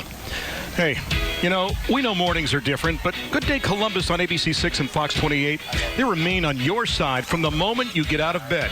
From overnight changes to what's happening in your neighborhood, be sure to wake up with Kurt, Jessica, Buck, and Katie tomorrow morning for Good Day Columbus on ABC 6 and Fox 28. And that's how I start my day. Katie gives me all the traffic I need. I get the good news from Kurt and from Jen, and I listen methodically to everything that goes on that program. Jessica and Kurt do a fabulous job. Katie with all the traffic. And I love Buck on the weather. I love Phil when he's in there as well, too. And Mike Kilborn. They don't let him inside the building. He's always driving around town for some reason. All right, here's technology. This is what it's all about in the pandemic. You got to, this whole wagon you take out there, everybody's got their separate water bottles. So we're not, using somebody else's drink or this, that, or the other. And then these young men over there are hustling their buns off, getting them all refilled and ready. Holy crap. Here, we're going to go with field goal. And a longer timeout to do that, too. Aiden Ignat for a 44-yard attempt. The snap, the kick, it is up, and it is no good. Just a little wide to the left. Looked like he had the distance, Randy. Got a live leg there, but so many precautions that come into play here. Not only the way they practice and the things we've talked about with, the officials not touching the football and, bringing it back. Watch from the end zone here. Looks like he hooked it just a little bit. The pressure coming from the right side put a little bit of pressure on that kicker, having to get rid of that football sooner than he thought. He could see the pressure coming from his right side. But Randy, the spacing of the football players along the sidelines, I think that's obvious of what's going on. And everybody doing everything they can to make sure we've got high school football. Amen. 1st and 10 from the 20 now for Darby. The first down play, Horvath will keep, get it across the 25-yard line. The reason they were so successful in the first drive of the second half was, Jeff, they mixed it up. Remember, they had the faster guys, Bridges and Higgs carrying the ball along with Horvath. Then they brought in some power with Connor Jones as well, too. Let's see if they go with that same formula here in this last drive, if you will, of the third quarter. Last year, Darby 7-3, 5-2 in the OCC in their division. This year, by the way, they're in the OCC Cardinal, and Hilliard Davidson with realignment in the OCC Central. Gain of 6 on the play. They need 4 more from the 26. Horvath looking to the sidelines to see how they're going to change the play. Yep. And they're going to take a timeout. Yep. Ran the clock all the way down. 1 second remaining on the play clock. And each team now has burned a timeout. Late in the third quarter, we'll have 2 remaining left to go here in the second half of this contest. All right, Jeff, I want to read this to make it official, and then we can talk like real human beings. Here we go. You want football? We've got football. The CW Columbus is giving you a double dose of Honda's Thursday Night Lights with a special Friday night edition tomorrow at 7 o'clock. You're not going to want to miss this OCC Powerhouse Showdown, Westerville Central and Upper Arlington. The CW Columbus is your ticket to live high school sports all season long. So that is going to be a lot of fun. Looking forward to that contest tomorrow night. The first time we've ever had the Golden Bears on Thursday Night Lights. So check that out. And it's time to recognize the Rally's player of the game coming up in the fourth quarter. We'll do that. Thank you to Rally's for their support. So we'll have that coming up at the end of this contest. We'll pick our Rally's player of the game. And a lot of candidates right now for that award, and I think it's all going to sort itself out the next, what do you say, about 12 and a half minutes of play? I think that's pretty accurate. All right. 35.6 left to go right now. This guy right here, certainly a candidate. 2 touchdowns tonight by Blake Horvath.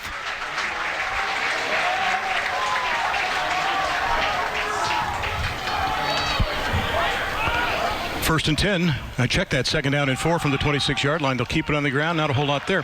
The other thing you have to keep in mind is, and my buddy Aaron pointed this out too, is that when you went for that field goal, you got the ball at the 20-yard line then. So, you missed the field goal, but then again, by the same token, you've pushed Darby back to the 20-yard line to start that drive. And now they'll face a 3rd down, but they probably won't do that until we start the fourth quarter. And right now, Horvath looks at the clock and says we don't have to run another play. So he'll come to the sidelines and talk to John Santagata, who's the head coach and the offensive coordinator. And we'll take a break and come back with the start of the fourth quarter. What a contest we have in week number 1. After 3 quarters, it is Darby 13, Davidson 10, season number 9, week number 1 of Honda's Thursday Night Lights, presented by Columbus State Community College, in one place on the CW Columbus.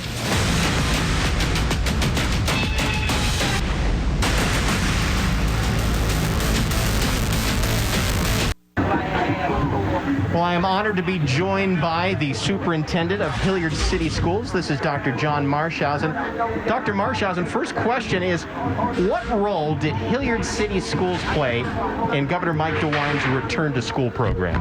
Well, Governor DeWine has been awesome to work with. He's reached out to superintendents across the state, and I'm proud that I've had the opportunity to engage with the governor on a series of phone calls, and we've been able to share what we're doing, as have other districts from across Ohio. One of the things that has been really clear during this crisis is the great diversity we have in the state. And what we do in Hilliard may be very different than what they do in Mercer County or Switzerland County.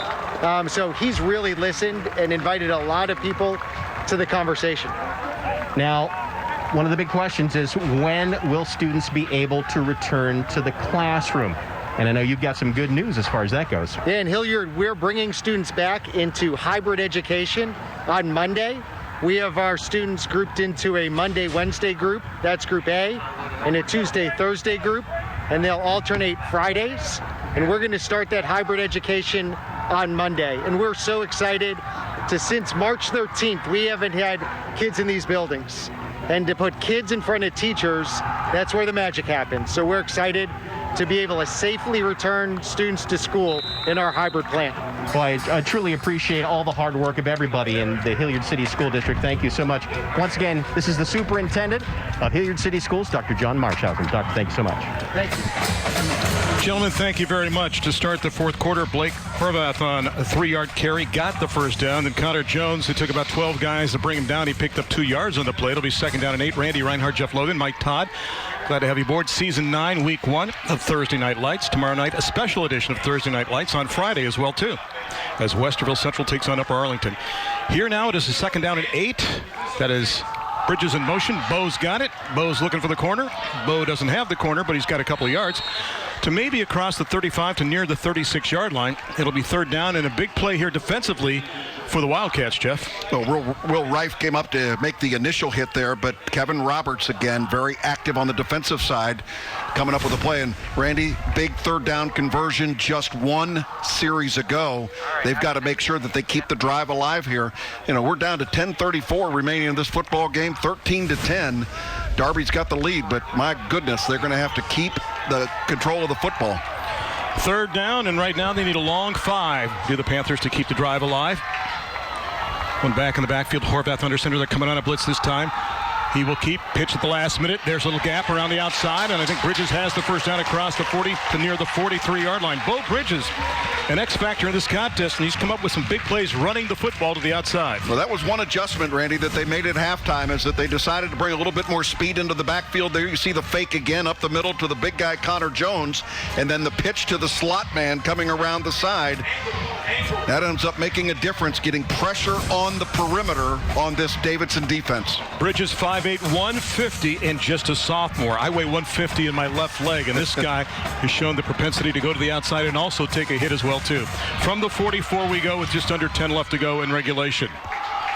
Horvath calls his own number. It squirms across midfield, and Blake all the way down to the 40-yard line, picks up more than 15, and will move the sticks again for the Panthers. Boy, it looked like he was running through hot coals there. He just kept his feet moving. There wasn't much of a crease in that line, but you could again see a good fake by the fullback, and Blake Horvath finds running room right up the middle, and just like that, they get the ball on the other side of the 50.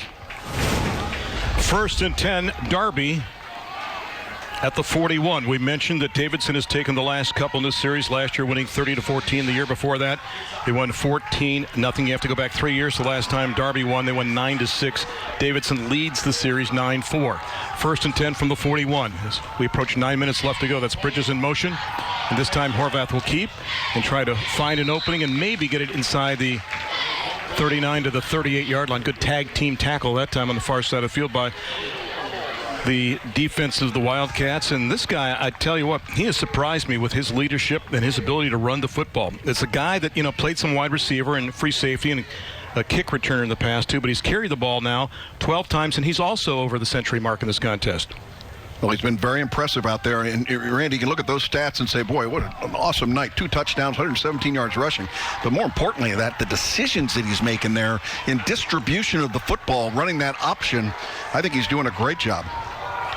Second down. They picked up 2 on that first down play. 8.5 left to go. And it's Horvath again inside the 25-yard line down to the 24. And he's got another first down. A guy that started playing football, and Blake Horvath, at the age of 4. Do you remember when you started, Jeff? Well, at least I was at least that young when I got started. I had a good mentor in my father. Watch, this is just follow the leader. Go ahead and put the ball in the belly of the big fullback, Connor Jones. Watch everybody tackle him and just follow the hole, the gaping hole that's left in the defense. Picks up a baker's dozen, 13 on that play. So it'll be 1st and 10 from the 25-yard line, milking that clock down to 8 minutes and under now. Jones, the lone back in the backfield. It's Bridges in motion. He gets the toss. Bo to the far side, and not this time. He gets ridden down, the takedown on the play by big number 33 on that sweep to the outside by Will Reif, the outside linebacker. Going to read the linebackers right here, and you can see Reif running out there. He was keyed on that play from the very beginning. Good heads up by the coaching staff, making them aware of what they expected out of Darby from an offensive standpoint. But Will Reif doing his job getting into the backfield. Matthew Seck will check in with the play and give the information to Blake Horvath. Second down, no gain on the play. We'll call it 10 again. Seems like they're milking about a minute every time they run a play. It's Horvath on the keeper, and Blake's down to around the 20-yard line. Picks up nearly half the yards they need, and more importantly, making the field a little longer now for the Wildcats to come back and try to tie or take the lead in this contest.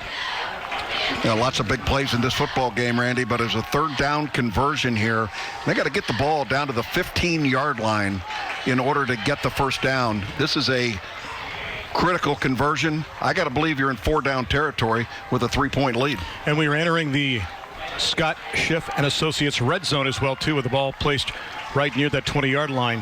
Do you opt for a field goal here? Do you try to milk it if you don't get it on third down and go for it on fourth down? Well, I think it all depends on how much you leave on the ground. If they get it within a yard, I think you go for it. There's going to be a timeout taken by Darby. They'll burn their second. They have 1 remaining. Davidson with 2 left, and we've got 6:24 left in regulation. 13-10. Darby with the lead and the football. Come back for more. Week number 1 on the CW Columbus.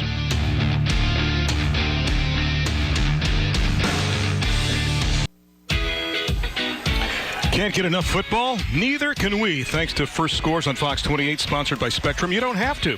It's your ticket to see the best plays and final scores to all the high school action on Friday night. First, don't miss First Scores on Fox 28, sponsored by Spectrum, Friday at 10:45. Check it out. It should be a lot of fun, and get all the scores and information you need. Here, the info you need is the fact that it's third down and a long 5 with 6:24 left to go for Darby, up by 3 in the fourth quarter. Jones in the backfield. Horvath to keep and brought down. Picked up a couple. They stayed at home. Good job by the middle of that defense. You can see they were waiting for him. They knew that Horvath was going to keep it that time. And that young man coming up from the secondary to help make the play. And now it is 4th down and 4 for Darby. Well, right from the end zone, you're going to get a good view of this. There's not a whole lot of room for Horvath to run. And there you see Kyle Peppera coming up to make the play. And looks like we're going to see a field goal try here, Randy. And keep in mind how important that missed extra point is in this situation, leading by 3. Remember, the quarterback, Blake Horvath, is holding. This will be a 37-yard attempt for Daniel Gata. Range up to about 40 yards. The snap, the kick, I don't think it's going to make it. It is not. It goes about 5 yards deep in the end zone and comes up short. Last year in field goals, he was 1 of 2 with a long of 27. So now, if you're Davidson, all you can ask for is a chance, and they've got it with 5:34 left to go. Jeff, they have to traverse the entire field pretty much, but they have 2 timeouts left as they were in the Schiff red zone. We'll take a look at some of the action from this contest. First of all, it was Ignat getting that field goal to give Davidson the lead. Now, Leo Nixon says, I'm open, and finally they find him downfield. Pettit with the long toss. It was 10-0, but Darby would come up with an answer, would they not? They would, and Horvath taking off. This is the first of his 2 touchdowns tonight.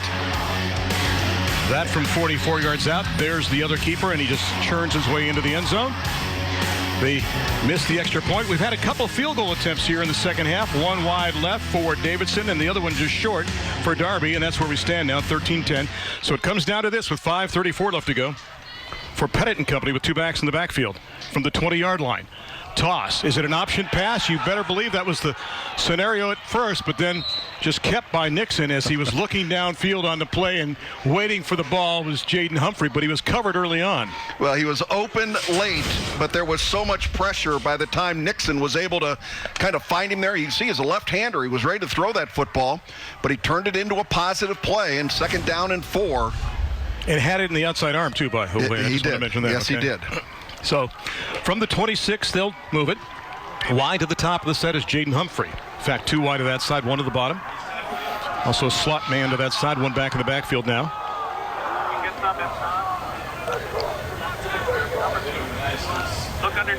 Long count for Pettit. And he's going to hand it off, and what a move by Nixon. Did he go down? He tried twice to keep going. Let's see. The first time apparently he didn't, but the second time he did, so they put the beanbag down to the 32-yard line, but that's enough for the first down with 5:17 left. Hey, running backs go through that drill all the time, Randy, that spin, and then using a tripod, basically. You get your hand down on the ground and get yourself going around. Watch again. Let's see where that knee touches. Not there. And maybe there. It was a little tough from that angle, but the officials right on it. First down for Davidson. 1st and 10 from the 32-yard line. A pass, you better believe it. The pass is complete across the 40-yard line. Caught on the play for Davidson by number 17. That is Jack Fanton. So Fanton makes the catch. He has never played football until this season. He was a basketball kid, but he worked himself into the mix. Got a great frame, too, at 6'3" and 200 pounds. Well, he posted up, Randy. That's what he did. He knows that basketball move. Post up down there and throw him the ball down in the paint. Got him the rock, and he's got the ball out to the 42-yard line. That's a first down. Were you good on that pirouette move, by the way, in the backfield, going back a couple plays? Well, it had to be. I mean, we practiced it like crazy. I'd get dizzy and run for a safety from the 42-yard line. Pettit rolling, got plenty of times, got Roberts underneath, but he'll keep, and now there's a flag on the play. Get only up to about the 44, maybe the 45-yard line before Jones knocks him down, but there's a hanky at the 41-yard line, and so far it's been a pretty penalty-free contest. Charles Anderson with the microphone coming our way to let us know what happened on the play. Personal foul. Defense, number 99. 15-yard penalty. First down. The tail end of the play, well away from it. Brad Weaver, 99, went after one of the Davidson offensive football players. I mean, literally 30 yards away from where the play was. Not exactly sure what prompted that, but the senior cost his team dearly there with that personal foul. So 1st and 10 now from the 41-yard line for Davidson. Down to 4:35 left to go. They're down by 3. That man running the show, Blake Pettit. He's got Nixon to his right from the gun.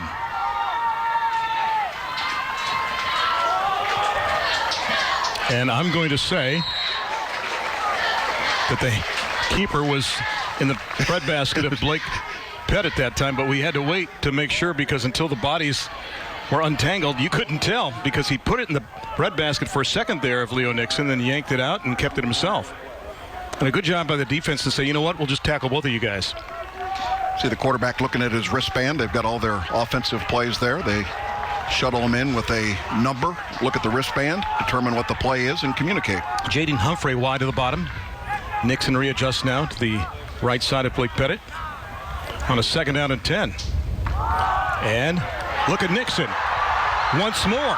Has it and brought down in an illegal way as they grabbed him up by the face mask. So it'll be a first down plus with 3:33 left to go, and now the Wildcats will be in excellent position to make a statement late in this contest. It looks like Darby just kind of losing their composure here. He had the personal foul there, and now all of a sudden you're going to get what looked like a face mask.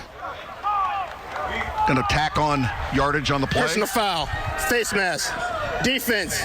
What's the number? Number 35. 35. Half the distance to the goal. First down. Watch again here. Good read by the quarterback. Excellent move. And look at the balance by Leo Nixon. And there you can see he grabs him by the ear hole. And I guess that's close enough to the face mask that it gets you 15 yards. I'll tell you what, 2 big penalties on Darby, but Nixon so impressive with that balance that he has. 5'8", 175. We're now once again inside the Scott Schiff and Associates red zone. First down and 10. The sticks are wrong. Now they'll fix them.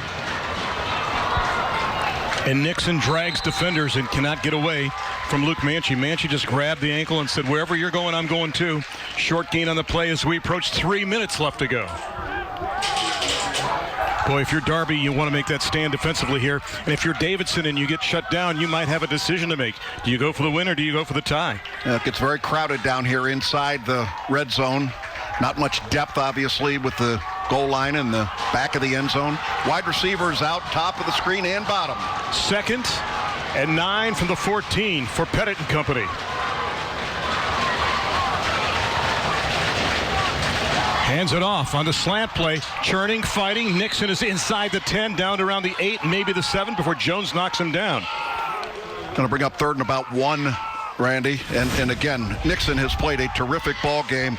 Good lead blocking up front, though. Very impressed. And once again, you got Jaden Phillips, a wide receiver, in there blocking at the point of attack. If you want to play at Davidson and you're a wide receiver, you better learn how to block or you're not going to see the field. Kind of like Oklahoma in the 50s and 60s and 70s, huh? 3rd down, and we'll call it 2 from right around the 7-yard line. Handoff. Nixon's got the gap, and he's got the first down. 1st and goal with 1:53 left to go. Remember, Davidson has 2 timeouts remaining. Darby has 1. Boy, they bring the big tight end in motion. There you see number 2, Kevin Roberts, leading the play. That's just a lot of beef up there, and a good job by the left side of the offensive line. 1st and goal from the 3. Approaching 90 seconds left to go in regulation when they snap this thing. Let's see if they go triple stack again. They do indeed. Nixon is the 3rd of 3.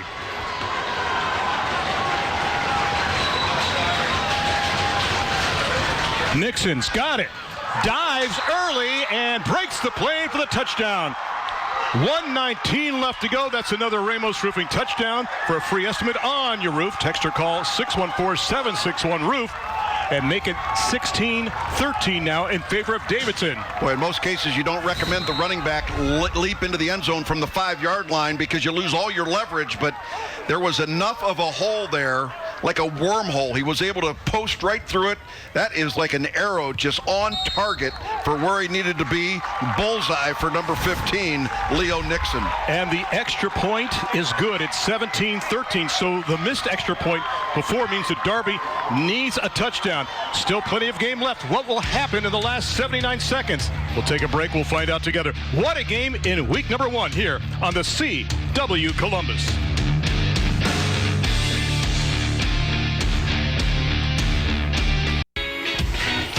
It has been a special night here at Hilliard Darby High School. It's been senior night. Here's some of the highlights of the festivities before this contest. And I got to tell you something. These kids from this generation are going to be the most well-adjusted, I think, of any group because they've had to put up with so much and deal with so much and come out of this, hopefully, smarter and stronger. As you take a look at your Hilliard Lawn and Garden scoring summary, 10 plays, 80 yards. You want to talk about a drive that can define a game or maybe even a season. 4:15 off the clock, and that gives them the lead now. Davidson up 17-13, Jeff. Now, you look at a site like that, Randy, and you think about the seniors from 2000 that never got the opportunity in the spring to be able to have those kinds of celebrations. So thank you, Ohio, for doing what you're doing, moving things in the right direction here. All right, now, if you're Darby, you want to get that ball and do something with it on the return. But then, remember, oops, and you lost the handle, and now that's going to be a touchback because it breaks the plane. It's an automatic touchback. It's coming out the 20. But you've got to make a statement here, and you've got 78 seconds, in essence, to go about 80 yards because a field goal is not going to be enough, and you only have 1 timeout remaining. And do you have any passing yards at all in this contest? I don't believe you have. None. Yep. They have not yet thrown the ball successfully. They've thrown 1 pass. 1 pass. Yep. But Blake Horvath has been spectacular running the offense and running the football. He's had big plays all night. Let's see what happens. So you just run it for 80 yards, right? Yeah. 1st and 10 from the 20.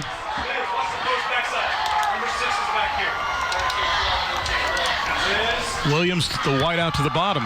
Horvath got drilled right at the line of scrimmage. Knocked down at the 21-yard line. Roberts is there to help make the hit with some companions too, and now rapidly Darby comes back up the line of scrimmage. Remember, you have the football if you're the center. You don't have to wait for the officials to mark it. 1 minute left to go. Second down, we'll call it 9 from the 21. Horvath going to throw, looking long downfield, and the receiver broke the pattern off early, so it's going to be way overthrown. It'll be third down. Now, you want to go ahead and make a statement here, perhaps with the passing game, but you also got to remember you got to take your time here, even with 52 seconds left to go. We got a cramping situation right in the middle of the field with the player from Hilliard Davidson, and Randy, I don't want to make light of this because, you know, the cramps are going to happen. You're going to be fine and stretch it out, get back to the sideline. But he was kind of walking back to the huddle, and it looked like he had just been, like, his leg just went, just blew out from underneath him, and that's kind of what happens. Well, let's look at what Blake Horvath has done tonight. Here's the start. Right at the beginning of the football game, Randy, Horvath took off on a broken play, was able to take it all the way down. And then he takes it in for one of his 2 touchdowns from 44 yards out, and Horvath again calling his own number and going out the right side. Elusive is a great way to describe this guy. Normally when you have somebody who's 6'1", you don't call him elusive, but he can squirt through minuscule holes and make things happen, and you can see he's rushed for nearly 140 yards and 16 carries, and really accounted for both touchdowns this contest. And there's the magical orb. He'll be handed to the winning coach after this contest. So many have tried, so many have failed. I predict this will remain in the hands of a Hilliard school tonight after this contest. I think you'll be right on that. And Mike Todd was responsible for delivering the orb to the facility tonight. He takes good care of the orbs all year. And coming off the field now after the cramping situation is Nicholas Monroe, the big defensive tackle, 5'10", 245, and a junior. Don't touch it. Put that back down. That's for company. No, he's going home with it. Wow, he's got the moves. My orb. That boy, Mike. Nice job tonight. The golden boy with the golden trophy. Absolutely. We don't need Paul Horning. Second down. Make that third down and 9 now with 52.5 left to go. They're going to keep it on the ground, and Jones will get out to the 26-yard line, and they need 4 yards and then another 70 more with 42 seconds left to go. You got to think that's one thing that Darby will work on probably in future weeks is their passing game. A little surprised they didn't take their time out there on a running play, Randy. Clock running down now, under 30 seconds remaining. On a 4th down play. 4th and 3, looking downfield, and the pass incomplete. Intended on the play for Eric Williams Jr. and 22.2 seconds left to go.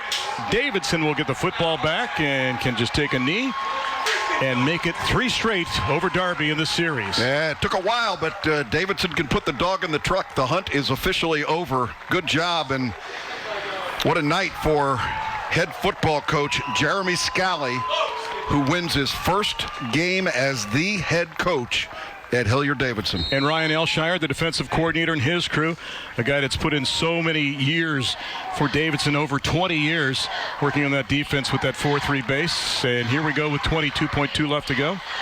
And there's your safety man, if you will, in offense, and Nixon standing about 10 yards behind the line of scrimmage. Take the knee. And now, what do you do with the football? Do you hand it to the official, or do you just keep it? It's the end of the game. Those officials won't touch that football. Take that one home with you.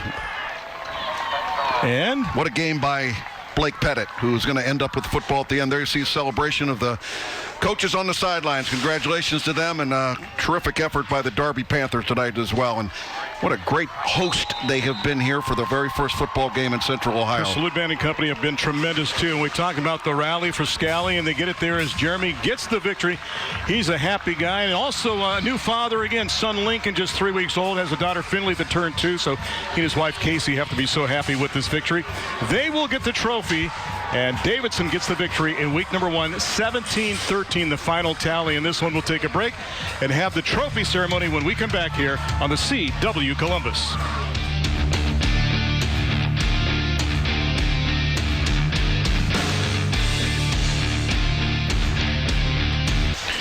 Welcome back to Hilliard Darby High School. It's the visitor, Hilliard Davidson, that gets the victory tonight in week number 1 and season number 9 of Honda's Thursday Night Lights, presented by Columbus State Community College. The final tally in this one is 17-13, and Mike Todd is standing by down on the field with a very happy group of Wildcats. All right, guys, thank you so much. We're here with head coach Jeremy Scally. And, Coach, talk a little bit about your team tonight and what they showed you in this first game this season. Yeah, all I've asked them for the last month is just compete and fight and let the chips fall where they may. And to our kids' credit, that's exactly what they did tonight. They just kept fighting, kept swinging, kept scrapping. How does it feel to get your first win as a head coach here at Hilliard Davidson? It's a lot of pride. Just really proud of our coaching staff.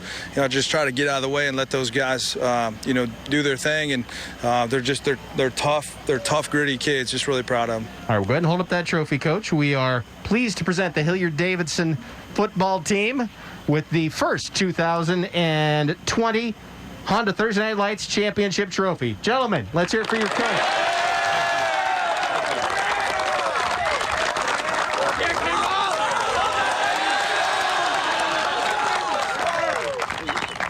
That is a new way of doing the ceremony, but it doesn't lose any luster whatsoever. Congratulations to the pride of Sandusky Perkins High School head coach Jeremy Scally as they get the victory in this contest 17-13.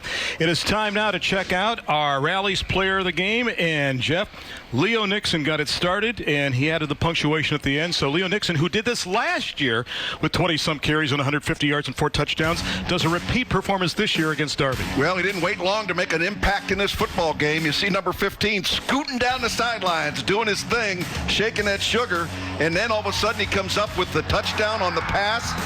Almost unheard of if you're Davidson, and look at the second effort, the legs churning like crazy. And Leo Nixon came into this football game. We knew he would be featured because of the fact that Johnny Weir was unable to play in the game, and there again the celebration as he gets into the end zone. Leo Nixon is your Rallies player of the game. You want to talk about consistency? Last year he rushed for 150 yards. This year, 148. Well, then he didn't improve.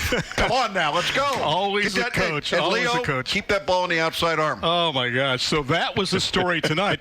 But the bad news is Jeff and I are reunited again tomorrow night. You want football, we've got football. The CW Columbus is giving you a double dose of Honda's Thursday Night Lights with a special Friday night edition tomorrow at 7. You're not going to want to miss the OCC powerhouses that get together when we've got Westerville Central taking on Upper Arlington. The CW Columbus is your ticket to live high school sports all season long. That should be a lot of fun to see Westerville Central, and they've got a quarterback that's 6'6" and 240 pounds as well, too, behind a line that goes 6'4" and 281. He has to be that big to see over his offensive line, Randy. And They're Justin enormous. Buttermore, the head coach at Upper Arlington, what a magical job he will do, too. Let's take a look at the stats from this contest, too.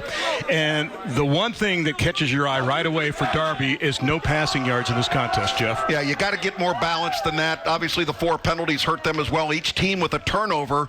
But rushing yards tonight, look what Hilliard Darby did. They ran the ball for 269 yards. They gave up 290. But, Randy, I think the biggest thing in the game was the third down conversions by Davidson in this football game were overpowering. They were tremendous. At one time, they were 7 of 8, I know, on third down conversions. The one thing I think we did see tonight is 2 outstanding quarterbacks who in week 1 you never know what you're going to get. But I think in Pettit and Horvath, we saw 2 great leaders for their respective squads from Hilliard. Yeah, they were very impressive. I thought they distributed the ball well, and Steve Bassford tells me 9 out of 11 on third down conversions. That is a winning formula any way you cut it. Well, as this game comes to a close, we say thank you for watching Honda's Thursday Night Lights live from Hilliard Darby Stadium. We'll see you tomorrow night starting at 7 o'clock for a special Friday night edition of Thursday Night Lights when the Golden Bears of Upper Arlington play host to Westerville Central. You can stay tuned for America Says in Progress, then followed by The Last Man Standing with Tim Allen. What a night of football it's been. What a great way to start off season number 9. We didn't know if we'd have football. You didn't know. We did this journey together. Our thanks to Dean Marini and the fabulous crew for the job that they did too. What a magical night of football.